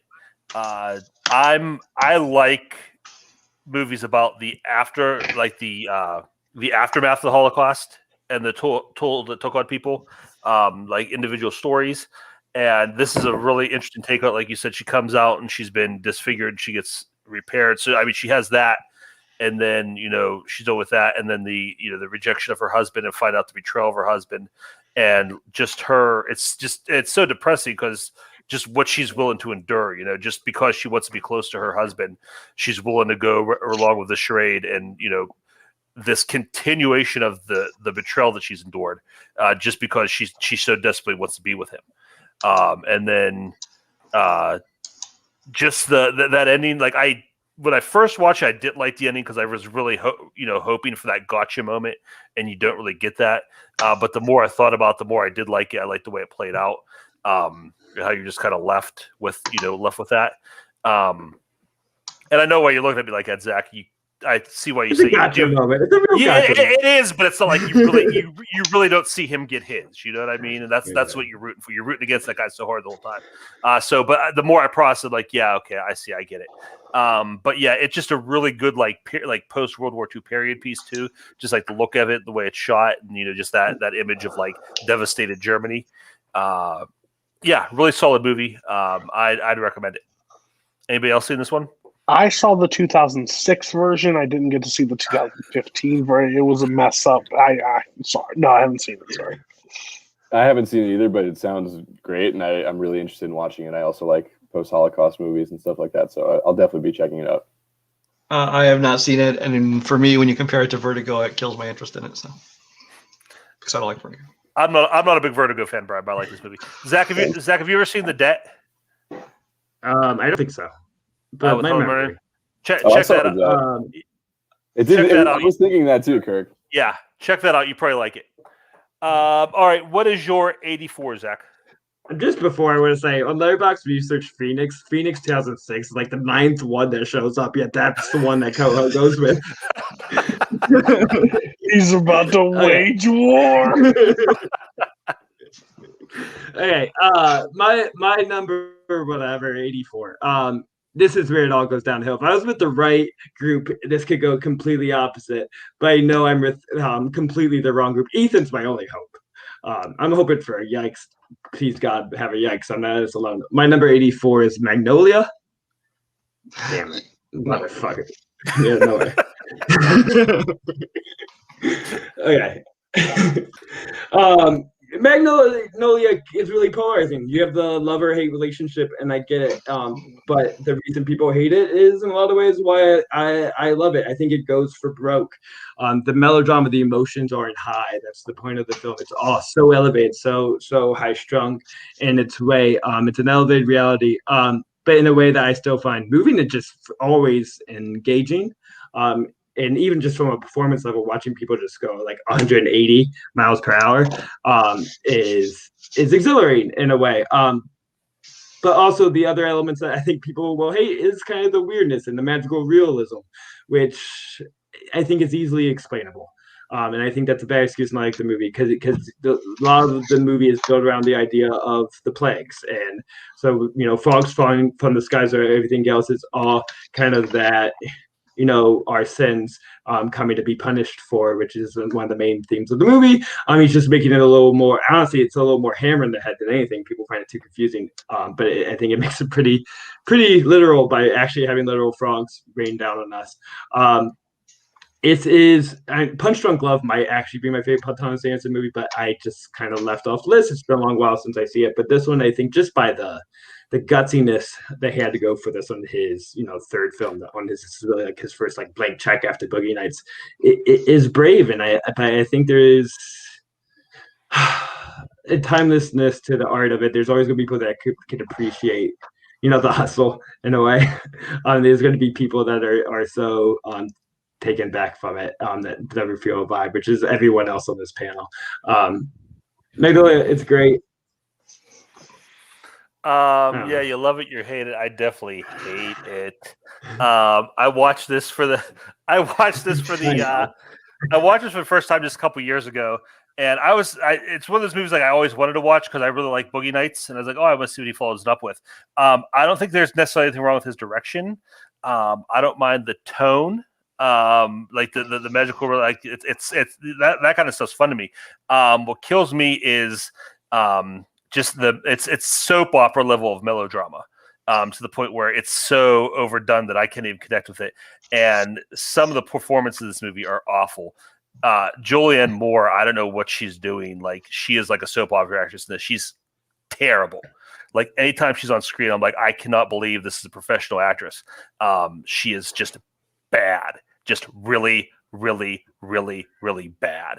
Like those scenes with her in the psychology, with her therapist is just some of the worst acting I've ever seen. Like seriously, it's like, like the fake porn acting she did in Boogie Nights was better than the real acting she did in this movie.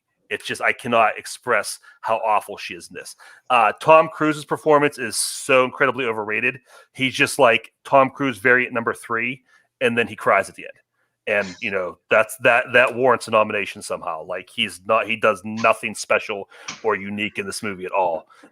He's not awful. He's just very, very generic Tom Cruise. Saving Grace, Jason Robards, and Philip Seymour Hoffman are both good in it. I like their connection with each other. But yeah, all the all the frogs and stuff. By the end, I had checked out. After I'd watched it, I went and was reading reviews, and people were talking about how the ambiguous endings, and I didn't even realize that they had didn't wrap up in the stories because I didn't care. Like that ambulance flips over, I don't care what happens. It doesn't matter. Yeah, and it's over 3 hours long. Oh man, yeah, this is not a good movie. This is not a fun movie. It's not a movie I'm gonna watch again.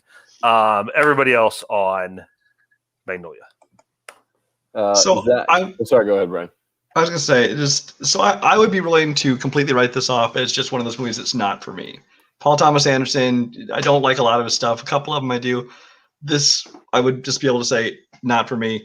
If it weren't for that fucking 189-minute runtime. There are movies that can fill 3 hours, and there's movies that really do not need to be 3 hours and just really piss me off that they are so long because they're just shitty for that much longer. And this is one of those.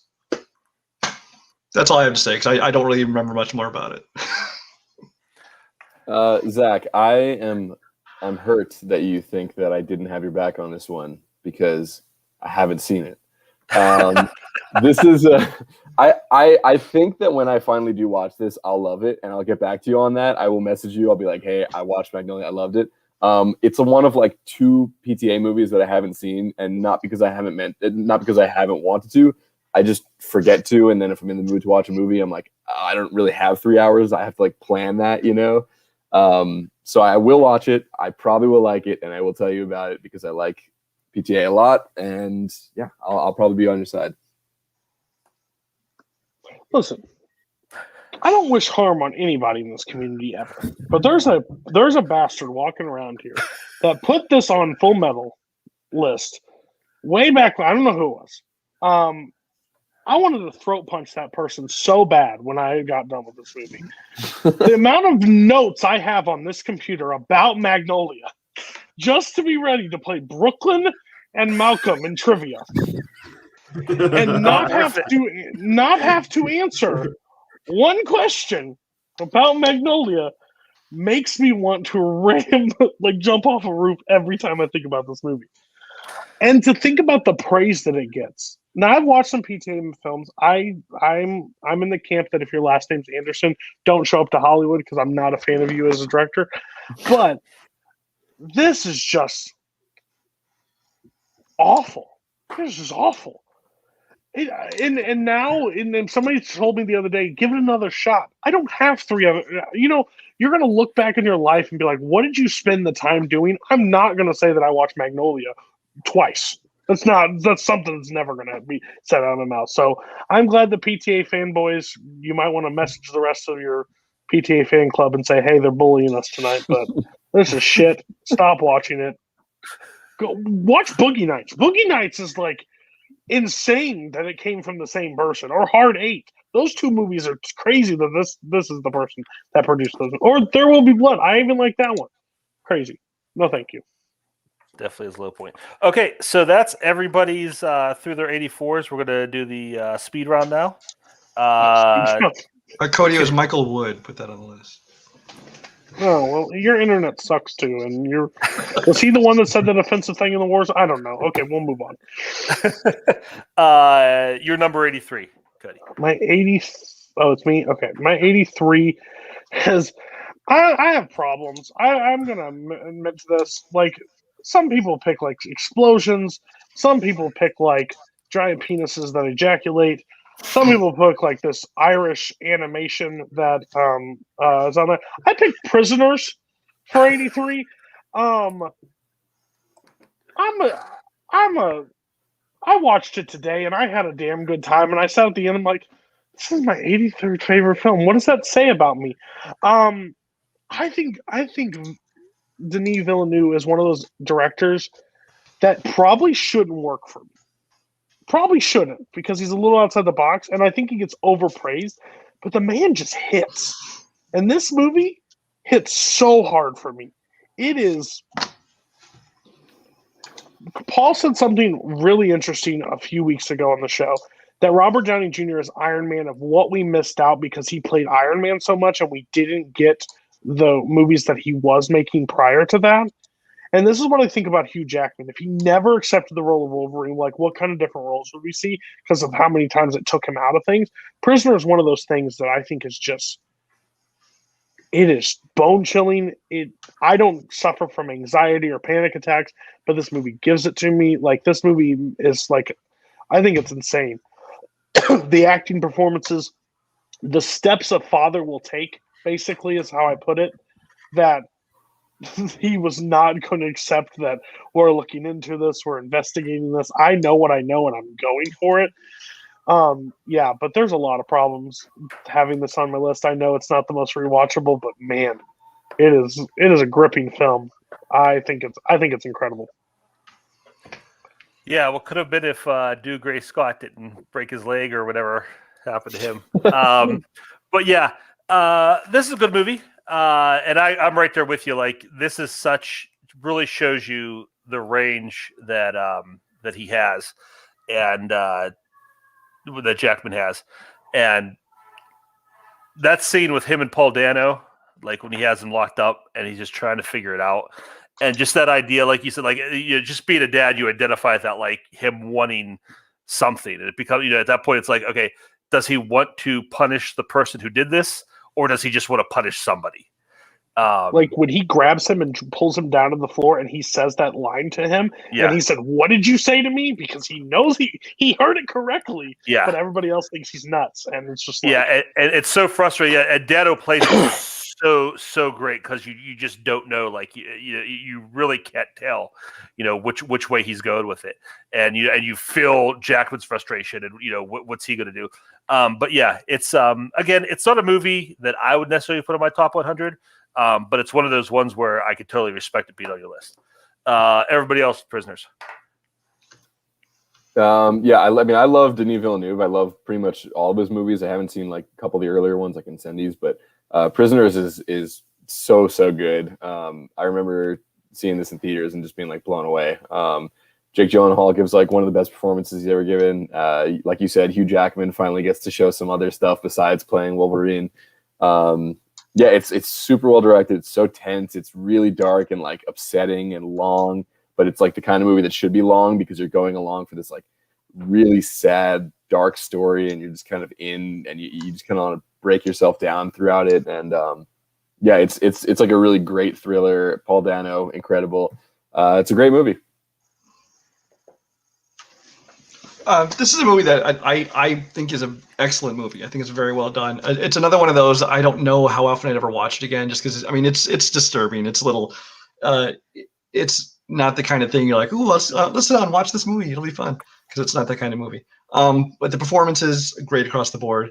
I will push back a little bit on the Hugh Jackman not being Wolverine thing, because if he hadn't gotten Wolverine, he probably never had a Hollywood career. It's because of Wolverine that we got to see him in these movies that we'd get to see. But yeah, he definitely shows here. This is one of the examples of what a good actor he can be, and he does a great job as well as everyone else across the board. This is some real coincidental bullshit. Some motherfucking bullshit. You just spent 15 minutes all decrying Magnolias, over the top, melodramatic. This is some. You guys are all expressing your masculinity here. Some real ideas of masculinity, because you can do the over the top anger, but have a man express his feelings and cry. How dare he? But you can have Hugh Jackman shout, "You're Jew too! Where's my child?" I mean, you're like, cool, I'm in. That seems real to me. I hope your son just woke up. I hope your son just woke up. Tara's about to kill you on call. We're all about to watch it.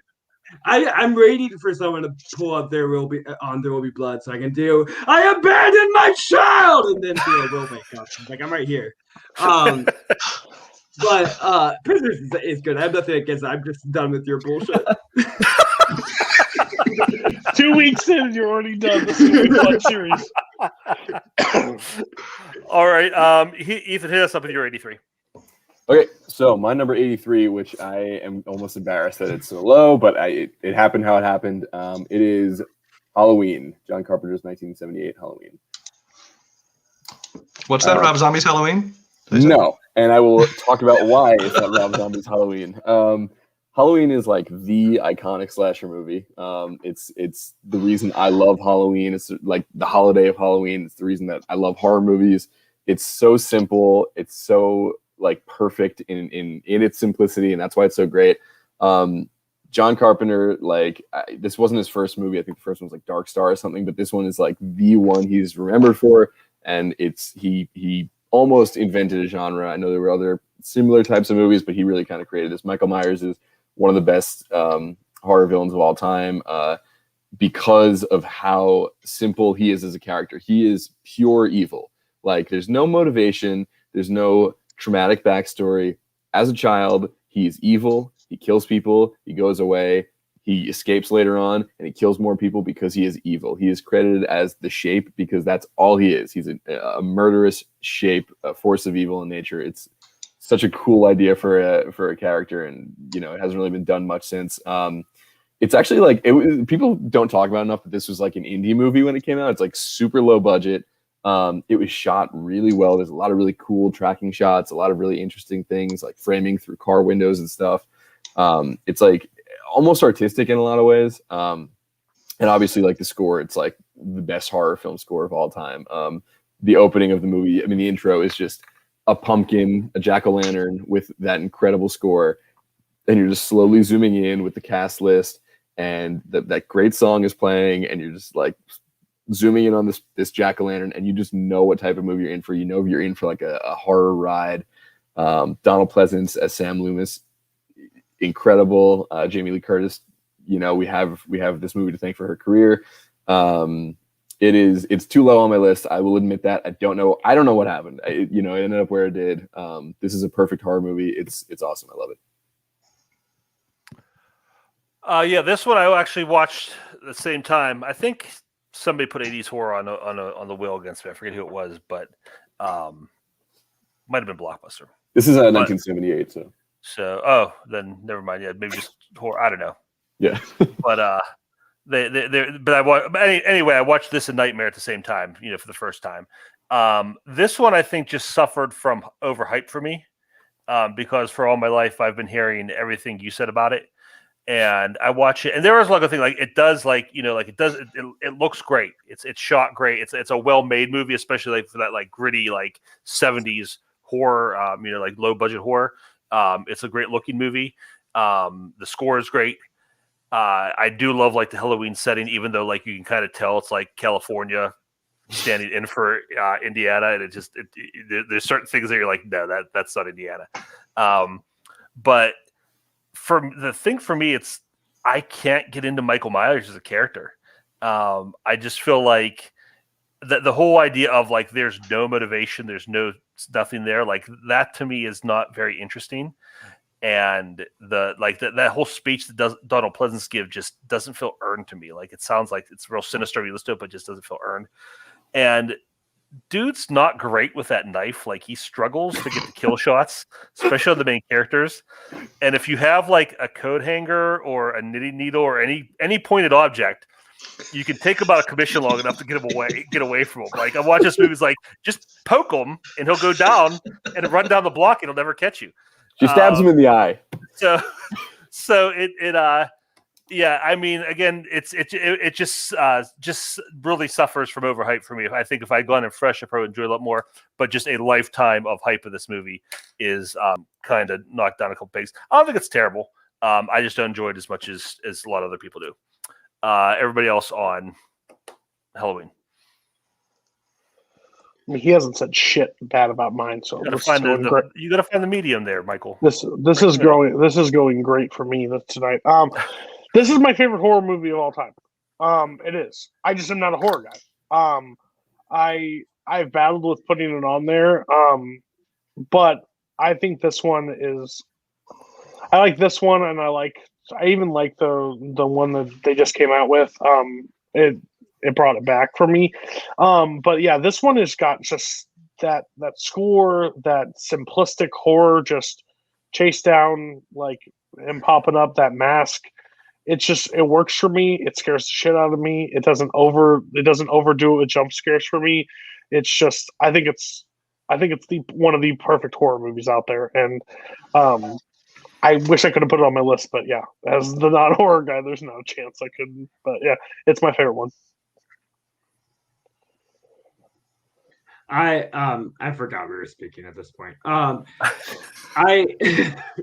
I appreciate Halloween more than like to watch it. I mean, I've watched it a couple times. Give it the second chance. I think it's just because it is so based on the thrills and the setup, the design of those haunt scenes that it lacks really any story for me to be invested. So I can appreciate the craft that he does to build up the action, but the lack of thematic or emotional heft for me to care or to want to think I could get more out of it on another watch isn't really there. But good for Mike Myers. Good for him. I mostly agree with Kirk on this one. I think that it's been overhyped and overpraised, and as much as I think like Nightmare on Elm Street is kind of a horror classic from kind of the same general era, I think this one doesn't live up to its praise. I think that it's like Kirk said, it doesn't like earn some of the ending. The characters don't care about. I think it's badly acted. I think it's badly directed. I think it's really kind of choppily made. Now, some of that I'm willing to write off to the low budget, and and clearly it didn't have the money to make a real slick movie. But I mean, even like that most recent Halloween, I thought was better directed than this original one. I'm not saying that one's a great film. I'm just saying this one, while it's a decent horror film and I don't hate it, it's just eh.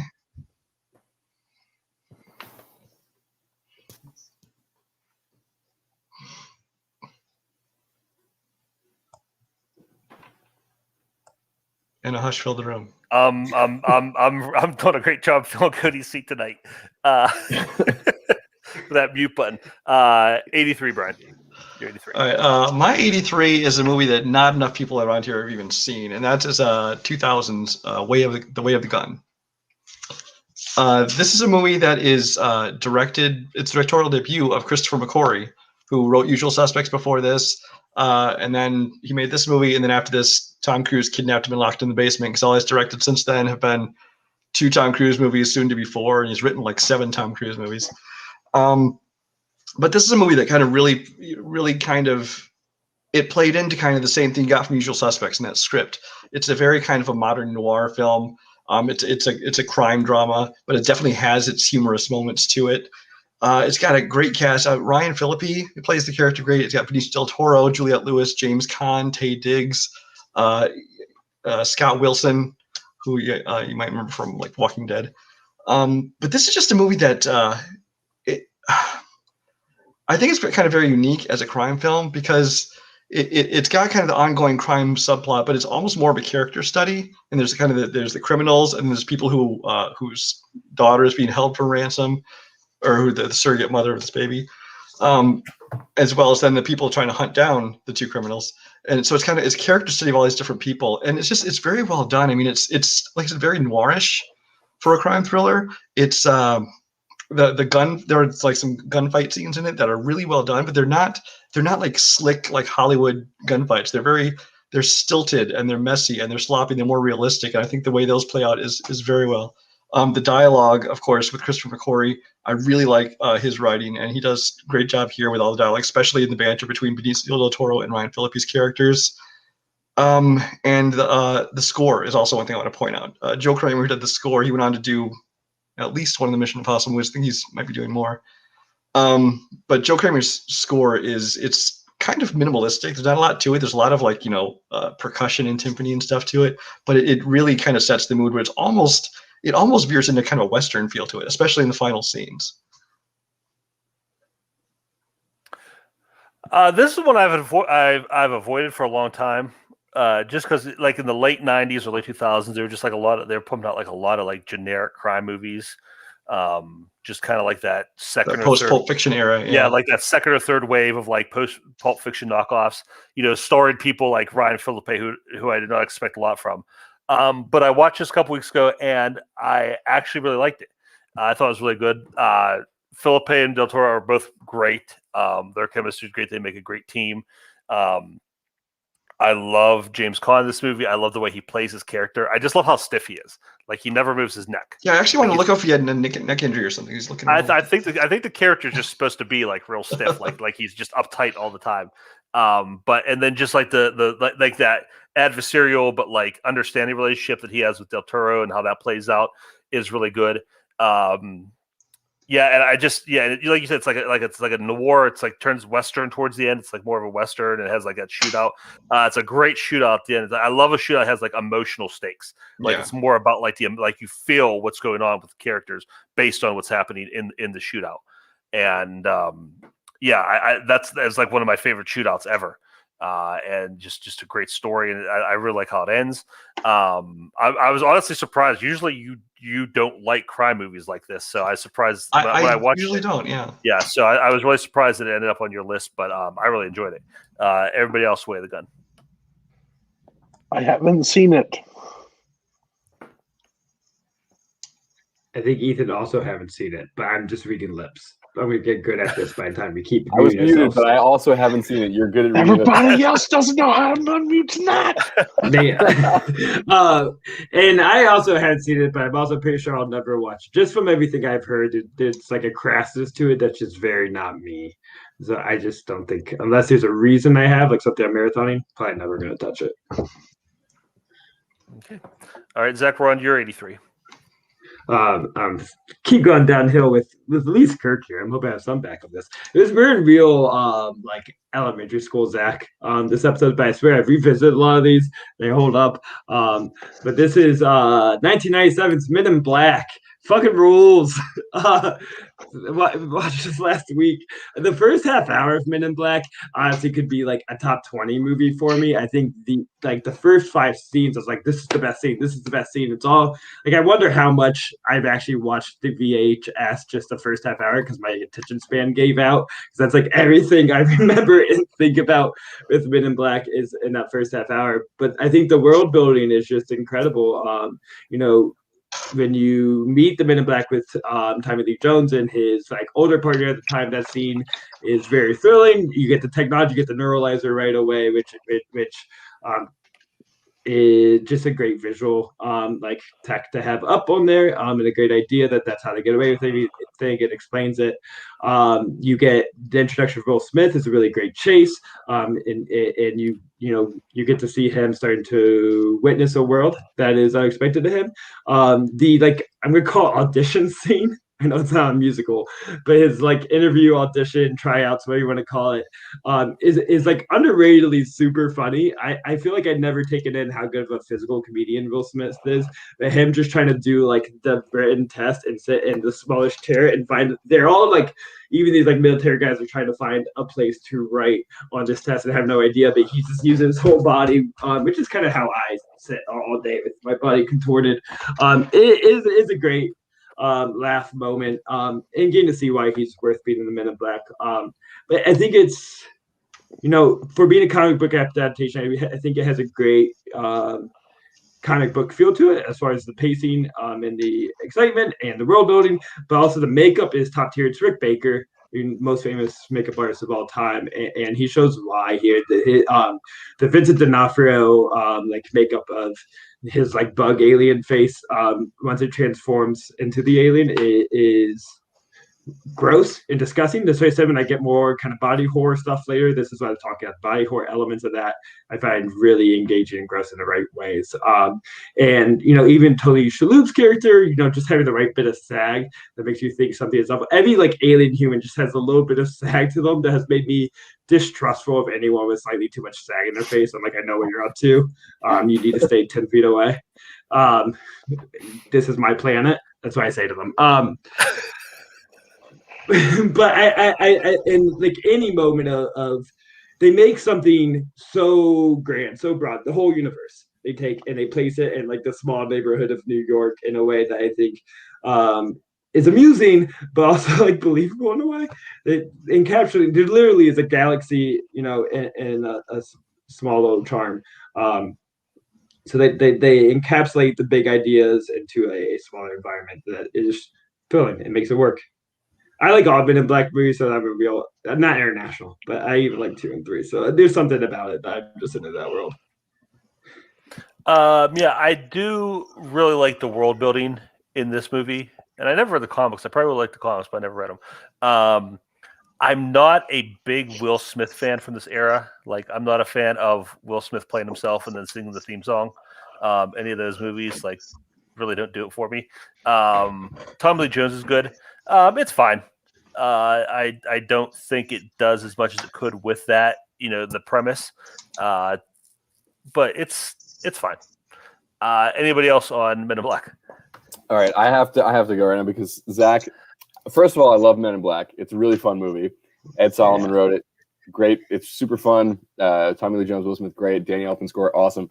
I love Aliens, but you can go from criticizing certain movies, like horror movies, for just having setups to have scare scenes or whatever. You can't attach to it. You can't connect to it emotionally, and there's no deep things to think about. And then you put Men in Black on and say that you love Men in Black at the end of this movie. Tommy Lee Jones has to leave his career, and it's real heartbreaking. So I don't know what you're talking about. I'm very emotionally attached to these characters. You're like a slingshot from like, oh, too pretentious to like this horror movie to, oh, I love Men in Black 3, which is like garbage. But I agree with you. Why do you think Zach's here? Sugar. Water. That is always played in my head from this movie. It is like one of those scenes that will never leave. I really enjoy the Men in Black. I just haven't watched them in a long time. I probably haven't rewatched the series since 3 came out, and I really enjoyed 3. And I hear 2's not great, but back when I watched it, it was fantastic. So I'll have to definitely revisit these at some point this year. But yeah, I haven't seen it in a while. But it's 83. It's a fun movie. I give you less shit. You had Magnolia. This is higher than Magnolia, so good job. Know your audience. Men in Black it's fun. It was a Will Smith summer movie. It kind of is what it is kind of movie. It's trying to be it was at the time trying to be kind of Ghostbusters for new generation kind of thing. Same kind of concept to it. But, it's not as good as that one, of course. It would never make my top 100. But like I said, it's fun. 1 is fun. 3 is fun. International is not good, but it's still better than 2. 2 is complete crap. I don't know if you got Mark Mitaka's comment up there, but Mark Mitaka's comment's great. There we go. How about you put Spence's comment up? I think call Spence people, out. Yeah. Right. People should only comment about their dad's opinions and not theirs. That's me. My dad loves this movie, so. Best performance ever. 83. So we're back to 82 with Cody. Well, we went through kids missing, so we're going to go a little lighter on this one, not so depressing. We're going to go with a custody battle. We're going to go through a grueling divorce. Kramer versus Kramer is my next one. Yikes. Yeah, I'm okay with that. Let's go. All right, so that's 82 for you, Ethan. All right, I got you, whole damn time to nothing. Shit. Go ahead. I for some reason I feel like you're about to come back at me, but we'll see. Number 82, The Graduate. Yikes! Yeah, hell yeah, I knew it. Well, I need a moment for Ethan and Cody. Let's see how long that lasts. Okay, Brian, you're 82. My 82 is The Hunt for Red October. Yeah. Oh no, you're good. Completely unintentional. This is my second John McTiernan movie of the week. The first one being Thomas Crown Affair. Hunt for October I think is one of Sean Connery's best performances, honestly. As well as, I mean, Alec Baldwin is kind of the main star of it, and he's Alec Baldwin. But I mean, then you got Sam Neill, you got Tim Curry's in there. This is again just a great supporting cast behind it. It's just a really good tense drama, and there's something about submarine dramas, especially. Maybe it's because it's just so you're in this enclosed space, claustrophobic kind of feel to it. Maybe that's part of it that ratchets up the tension to it. But it's a thriller. It's in the first of the Tom Clancy movies books that got turned into a movie, and it was just very entertaining. I love the way it's directed. I mean, there's little touches like in the beginning that everyone on the Russian sub is speaking Russian, and as one guy's talking, they kind of zoom in slowly on his mouth, and it switches to English and it zooms back out to just kind of say, we're not going to have subtitles the whole movie. You're going to hear English, but basically kind of telling us we're just translating it for you. And it's little directorial touches like that, which I thought really made the movie. But yeah, I mean, it's kind of it's a war movie, but it's also a thriller, and it's all kind of about Connery's Marco Ramius basically defecting and taking the sub with him, but the Americans don't know what his intentions are for sure. The Russians aren't really clear. They aren't telling the Americans that that's what's going on because they don't want to give it up to him, basically. But it's a movie that I think is full of great performances. It's got a very 90s feel to it, especially once you get into soundtrack, things like that. It's a very 90s feel to it, but it's full of great performances, especially Sean Connery's. Yeah, Hunt for Red October is a really solid movie. Submarine drama is great, especially when it's like submarine drama, high stakes, low information, and everybody's just kind of like flying by the seat of their pants. That's what I love about a movie like this. I really like Alec Baldwin. I wish he never really he's always been around and he's always been like that kind of leading man guy, but he doesn't have a lot of movies like this where he's just like the guy there and he's the focus. Not at least not a lot of big movies. And I like him in this. Him and James Earl Jones. Connery's great. Sam Neill's great. I love their Glenn. I forgot about him. He's great. Yeah. Too. Sam Neill and just his whole little storyline, like his plans, like the whole was it Montana? Is that what he says? Seen Montana. Yeah. Just that moment, his storyline is really good. But yeah, it's a great action 90s action thriller. I haven't seen. I think it might be the only Clancy movie I've seen. But it's a really good one. I haven't seen the Harrison Ford ones. But yeah. Again, it's a movie not on my list, but I totally respect it being on your top 100. Everybody else, Hunt for October. It's on my watch. Oh, yeah. Sorry, go ahead. It's always been on my watch list. Old Sean Connery is the best Sean Connery. I just think that's a fact. I've always looked forward to it. It has 2:15 on the runtime, so I've always been a little hesitant, especially when I saw next to it was Alec Baldwin. Not saying that's a bad thing. It was just a surprising thing that I was like, wow, Jack Ryan. So, but I love submarine movies. It's not I haven't seen this submarine movie, but I'll check it out. Yeah, absolutely. I will say it may be because of the fact that it's more of a thriller, but it doesn't feel like a 2-hour, 15-minute movie. It goes by pretty fast. Sweet. I have not seen. I did try to get this on a future month's theme for the Lucas and Zach podcast, and he overruled me, denied it. So blame Lucas for not wanting to talk about Hunt for the Red October, and that's why I haven't seen it. Lucas is an ass. Yeah. You heard it here. Fuck you, Lucas. Ethan, did you go on this one? Oh, yeah. Sorry, I said when Cody was talking that I hadn't seen it, but I have not seen it, and I don't know. I will at some point, probably. It's just something. Of all the movies I thought people would not have seen on my list, this was not one of them. Yeah. All right, Zach, you're 82. This is going to go real quick. We could all just say haven't seen it right now. This is a French-Canadian film called Starbuck. You might more famously, this is going to make it sound like trash as I describe it, because you might more famously know this as the movie that was remade into the Vince Vaughn vehicle, Delivery Man. Yeah, that's what I thought. Okay. Which this is one that on paper is horrible. The idea of a man who needed money, became a sperm donor, then accidentally procreated hundreds of children. I don't know how many it is, but lots of kids. The thing about this movie that really works is it doesn't go for broad comedy. It's really like comedy at all. The comedy is very slight. It's very charming. It's like not the point of the film.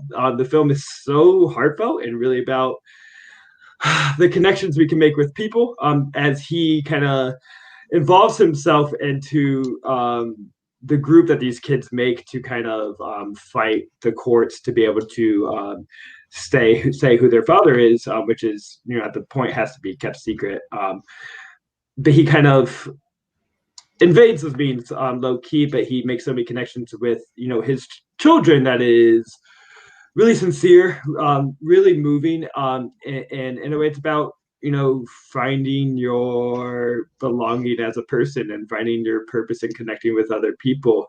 Talking about best hugs, there's like group hug that once again could be really cheesy, like this whole movie can. Group hug, it's lovely and it works.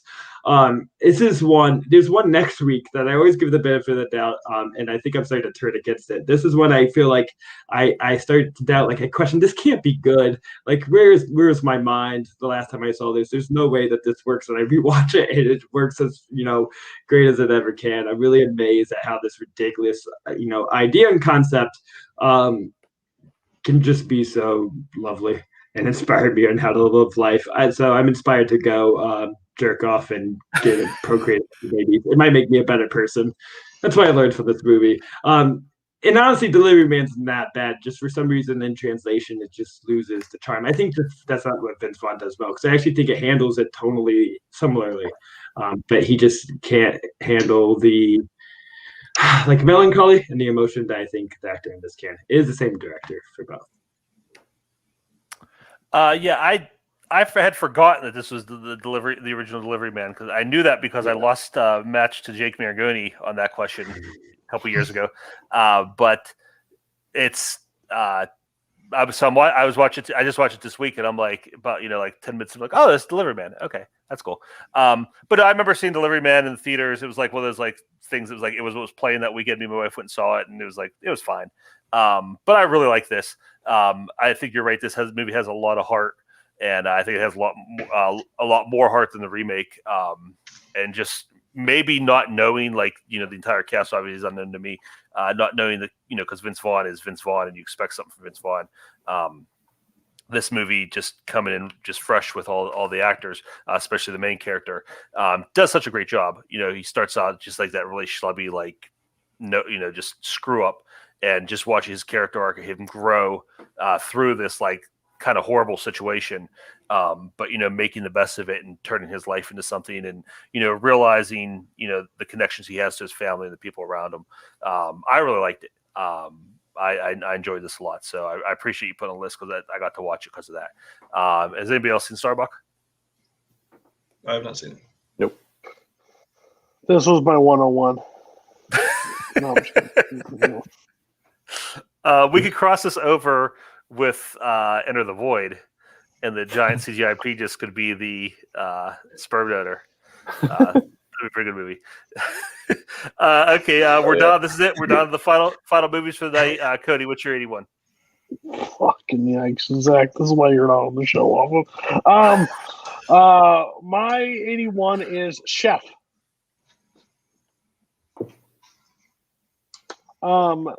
Chef is a movie that I was not a big fan of originally because of Brooklyn Vail.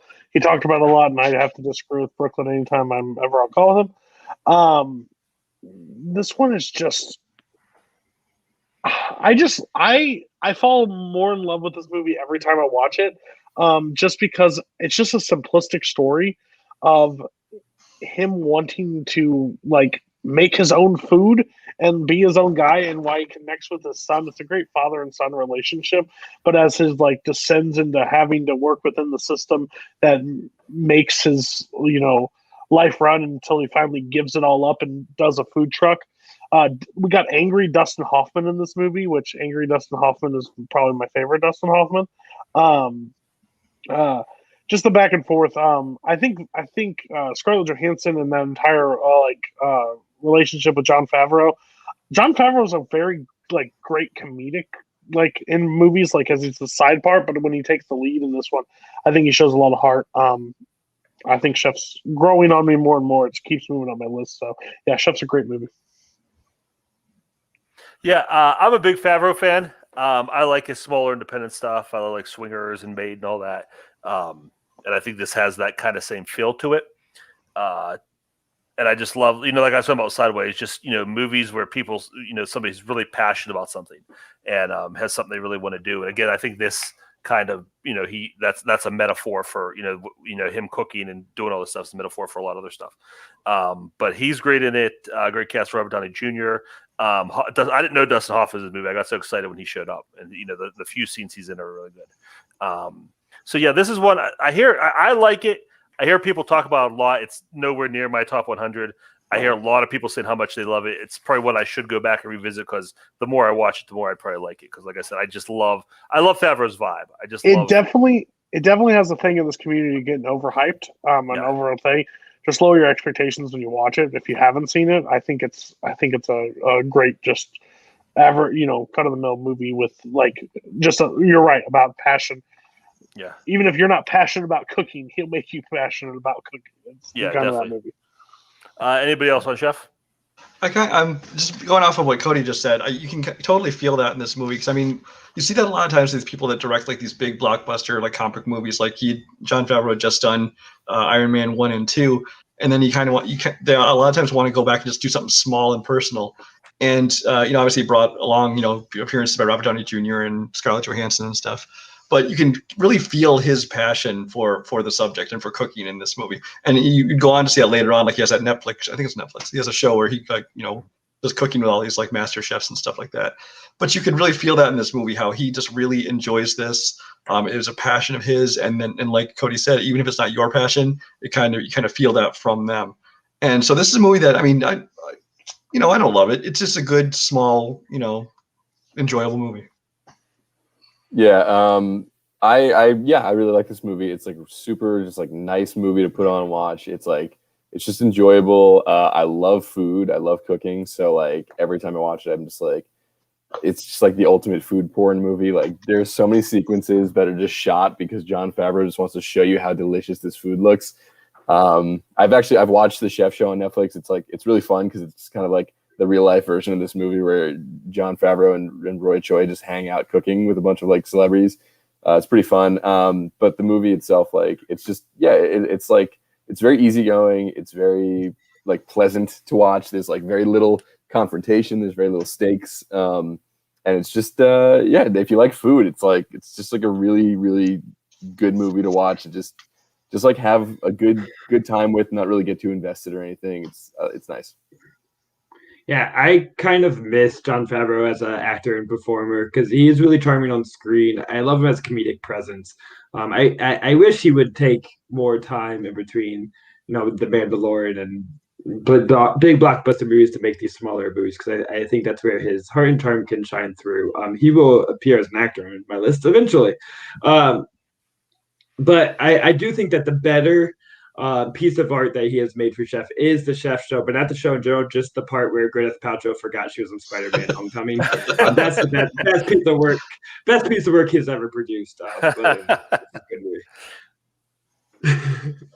All right, Ethan, you're number 81. All right, my final movie of the night, number 81, is Guess Who's Coming to Dinner? All right.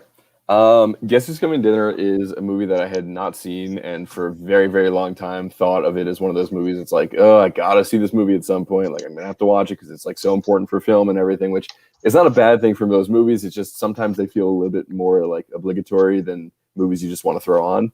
And I finally got around to it last year, and it's a phenomenal movie. It's very challenging, but it's also very it's surprisingly really funny. It's a movie I didn't expect that. I thought it was only going to be like deep and challenging and kind of philosophical, but there's a lot of humor in it. Sidney Poitier is so like charming and like you just like I want to give him like a big hug in that movie for some reason. He's just so warm and charming. And Spencer Tracy is like this like grumpy old man who thinks he's like a really liberal guy until he realizes his white daughter is going to marry this black man. Is like, and then like all of his opinions and thoughts on that kind of thing are like pulled in, brought into question. And I love the way that I mean, first of all, it's like gorgeous to look at. Like the colors in this movie, like it's a movie about people just having a dinner together, but it's like beautiful to look at. Like the colors, the cinematography, like everything. It's just so nice. And you don't expect the just like I don't know, the performance of the city that Spencer Tracy gives. And hold on, I had something very specific I wanted to say. Hold on. I completely forgot what I was going to say. I don't know why. Blah, blah, blah, blah. Oh yeah. Okay. So the one thing I did not expect about this movie is that like I was questioning their relationship, but from the perspective of he's a lot older. They've only known each other for like a week and they're getting married. So it's like there's so many layers to why you're questioning this, because a lot of the characters in this movie are like, well, he's a black man, she's white, they can't get married. Which is like, obviously, I mean, in the 60s, this movie so far ahead of its time. But like, for me, I'm like questioning it for other reasons. Like, oh, they've only been together for a week and they're getting married. So there's so many things to consider. It's like, how much does that influence their parents' decision? How much is it the race thing? And it's just like a very important movie, but it's so good. It's not overrated at all. And it's I feel like something that many people need to see. And it's like a perfect movie. Yeah, I agree with everything you said. This movie's fantastic. I love it. Sidney Poitier gives probably my second all-time favorite performance of this movie. The way he plays it, just watching him trying to survive this day is just so amazing. I always say like this movie does Get Out better than Get Out does. Just watching him like struggle through it and like. He's being polite and he's doing and saying all the right things, but you can just see and feel that like rage and frustration bubbling underneath the surface, and just the tension he deals with, just like when he smiles or laughs uncomfortably, you can just feel that he's like putting so much into that. Katharine Hepburn is just the coolest lady in the world. I love her so much. She's great. Like young Katharine Hepburn's great, old Katharine Hepburn's great, but she's just so cool in this when she's and she's like, "Don't talk, dare." Just drive. I love that scene so much. Spencer Tracy is great, and it just so many great performances. Just like you said, it's a great looking movie. Just that the scene on the deck, the porch outside where they're out there, and just the way it's shot like a play with people coming and going, and just so few locations. It is close to perfect. It is just a really really great movie. Everybody else on Guess Who's Coming Dinner. I think it's okay, but I think it was done better by Ashton Kutcher and Bernie Mac. And Guess Who? No, I'm kidding. The sad part is you probably could believe that I would say that.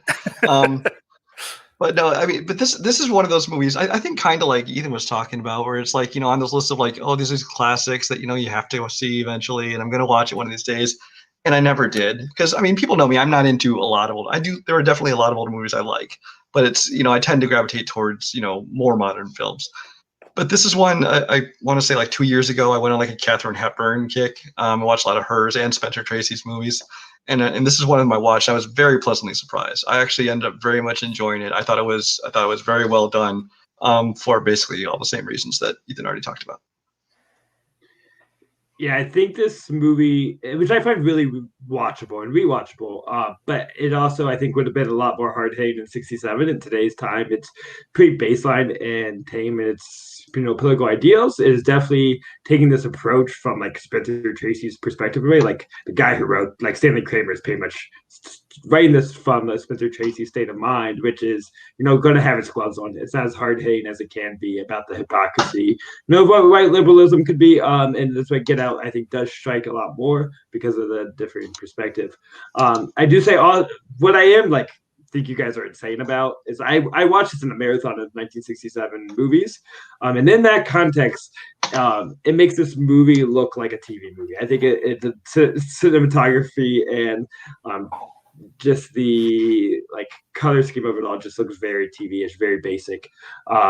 But also in the scheme of it, because I watched all three Sidney Poitier movies, I think it's his best performance of those three. I think he has such control and such grace within the scene. And such believability of what he's going through, and it never loses the power that Sidney Poitier is always able to carry that kind of nobleness that you believe with him. So I do like the movie a lot. I just think it would work better in time. It's just not as hard hitting with what it could be. I have very mixed feelings on 1967 as overall, because I think there are 4 fantastic movies, especially nominated. This is probably my 3rd favorite of the nominees. I like The Graduate and Bonnie and Clyde, I think, a little bit more, but I think back and forth, I think this movie is incredible. I think this movie is really good. Like, and it definitely needs a rewatch for me, but as I'm getting more into Spencer Tracy's filmography, and Katharine Hepburn is one of those actresses that is a mega star. You can just see it. I will just have to do a rewatch because I don't know. I think both movies, this movie and Get Out, tackle it in 2 different ways, and I think they both do a really good job. I just think Get Out suffers from a lot of overhype on that one, but no, I think this movie overall is just absolutely an incredible performance, and just the simplicity in the movie with the acting that you can just see on the body language of the characters without really saying anything is really powerful throughout this movie. So definitely on my rewatch list this year, but yeah, good choice. All right, Brian, your number 81. My 81 is Logan. I find it very interesting that depending on the panelists, which ones will and won't be Yikes, because there are certain groups where this would have been very highly ranked. Yeah. But Logan is kind of a movie that, it's interesting. We talked about Hugh Jackman earlier because this one, I think, kind of gives us the best of both worlds, because you've still got the whole comic book aspect in the character, and you get the action scenes and him fighting his clone and things like this. But at the same time, you get to see some real acting from him. I think this movie has a lot more emotional moments, a lot more kind of feeling and heart to it and story than most any superhero movies. Definitely kind of in the X-Men universe, that's for sure. I think it's a movie that they decided to let it be rated R, and I mean, they very easily could have just kind of made it R just for the sake of R and added in blood and swear words and things like that. But within the context of this character, I think none of it felt unnecessary. None of it felt like they just shoved it in just to get an R rating for the shock value or anything. It all felt true to the character. Obviously, Daphne Keane does a great job as Laura. Patrick Stewart does some of his best acting, at least in the X-Men universe, in Patrick Stewart in this one. And I think underrated actor Stephen Merchant does a great job, as well as Richard E. Grant. I thought they were great in this movie. This is just something that gave us something very different than we had seen so far out of superhero movies. It kind of let people know that you can have a good story. It can be respected. It got nominated for, I believe, for original screen or adapted screenplay for an Oscar. And I really enjoyed it. Yeah, it's funny we were talking about, the first X-Men or the first Wolverine movie, and then now it's the last one. Kind of bookend him. This is talking like I was saying when Zach was talking about X-Men. This is a great just X-Men story. Like, this feels like something that would have been in the X-Men comics. It just really captures that tone, like that kind of like that just hopelessness, like no matter what, we're all doomed. It's never going to work out for us. And Wolverine kind of embodies that whole idea, and it just plays out so well here. It's a great way to end this character. He plays it so good. I can't remember her name, but the girl that plays his daughter Daphne is Keane. Daphne Keane. She is so amazing. That scene where she just freaks out and it just goes off and everybody's great. But her acting off of Jackman, she's really good in that too. Like her quiet moments, her character moments are really fantastic too. Just up until the end, that end scene is really good. But yeah, this is the whole cast is great. Like I said, the one thing I don't like is the whole that side kind of part of the movie with Eric LaSalle and his family. That kind of slows to a crawl a little bit there. And I do feel some of the R rating is a little gratuitous, like the Hey Driver thing. Just the stuff is just thrown in there just because. But I mean, like again, that's yeah. But I mean, like a lot of the violence and stuff. Yeah, like this character a lot of this R-rated stuff for comic book movies is gratuitous and unnecessary. This character deserves. This character earns it.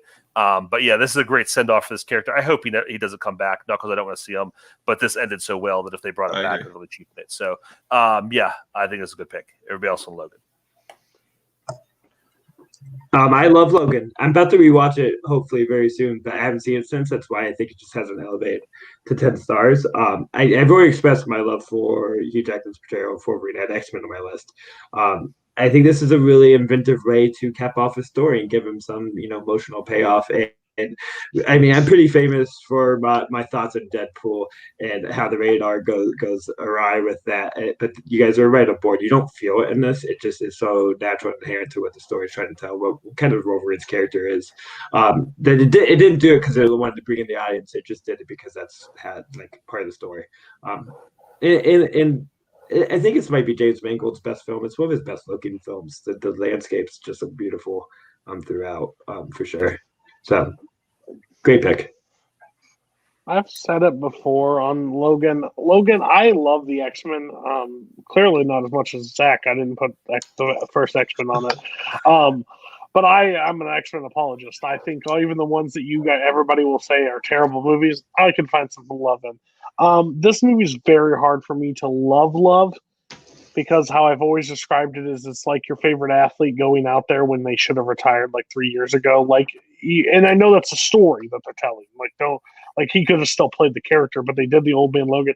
And to see him just not have it anymore is just rough throughout the entire movie. I think there's great performances and stuff, but it hurts to rewatch for me because I just hate sitting through 2 hours of just watching him, the descent of him, like him just not Wolverine anymore. So it was very emotional because of since 2000 watching his journey through and to cap it off perfectly. I think there is one part in this movie that puts me to flipping sleep every time I watch it. It's the drive to Eden, like the final thing. I am so bored by that scene, them getting to Eden. But overall, I think it's a great movie. I can't fault it. It just never will be a top one for me. Yeah, I really like this movie. I feel like I liked it a lot the first time I saw it, and then I watched it like once or twice more since then. And there's a lot about it that I just kind of falls flat for me. Like towards the end, I think it gets like it doesn't fully commit to like the dark R-rated serious superhero thing they're doing. Like towards the end, they do a bunch of that silly comic book shit, which is like it's fine to do, but like the whole movie tonally is not like that. And then they have a bunch of kids with different superpowers doing like a bunch of silly comic booky superpower stuff in the woods, and it's like it kind of feels just like super tonally different for me. I feel like Richard E. Grant as a villain is like really underdeveloped, and like I think it's a really fun R-rated superhero movie, a really cool way to look at this character because this is like the way you want to see this character and see this character go out. I just don't think it fully commits, so it kind of prevents it for me from like loving it. And I don't know, there's something about like the way that like Professor X dies and like Logan not really getting like he gets like a little bit of closure with him, but like it just there's something about it that doesn't like really get there for me anymore. I think it just like it tries to have its cake and eat it too while being like this R-rated dark superhero movie, but also doing like a bunch of the silly stuff that other superhero movies do that probably could have been left out of this movie for the better. All right. Zach, take us home. You're 81. Yeah, so as tradition is on this top 100, I have to sing the way into the number 81. Don't worry, there's no way possible I could do this with 71. I dedicate this to Kaleb Koho. I was bruised and battered. I couldn't tell what I felt. I was unrecognizable to myself on the streets of Philadelphia. Hey, we're going home. Yikes. Damn it. I'll see you later. Well, we got the song up anyway. That was easy. All right, that closes things out. I wasn't going to cut you off. Yeah, I appreciate you letting him finish the song here, Cody. We'll sing us out at the end. Yeah. Okay, so this is. I got to pick a winner for the night. This is tough. Yeah. Cody and Ethan are neck and neck from what I could see. Like Cody had Pelham 1-2-3. He had Kramer versus Kramer. Ethan had Justice for All. And Justice for All. Ethan had Groundhog Day. He had another Pittsburgh movie, 2 weeks in a row. A Pittsburgh movie. He knows what he's doing. Graduate. You know what? You guys are neck and neck. Ethan didn't try to sneak 2 movies onto his list this week. So Ethan wins. Because he had 10 movies. He followed the rules. Nice. So I would have called Ethan the winner today. Cody's in second. And then between these last two, Zach, any other week, Magnolia probably would have killed you. But I'm naming you third. And Brian's coming in last. Brian, there's probably a scenario where basketball doesn't get you in last place. But to be honest with you, I don't know what's that scenario is. I call it from the very beginning. Yeah, this is if there's a movie. Well, according to that graphic, it's basketball, so I didn't even use basketball. If there's a movie that can sink an entire top 100, it's basketball. So we'll see where we go from here. All right, well that's it. Here's all our yikes. Let's get a little longer. Yeah, Ethan had a lot today. But we will see how this plays out next week. And yeah, that's it for tonight. Thanks for watching, everybody. Thanks for sticking around, and we'll see you next time.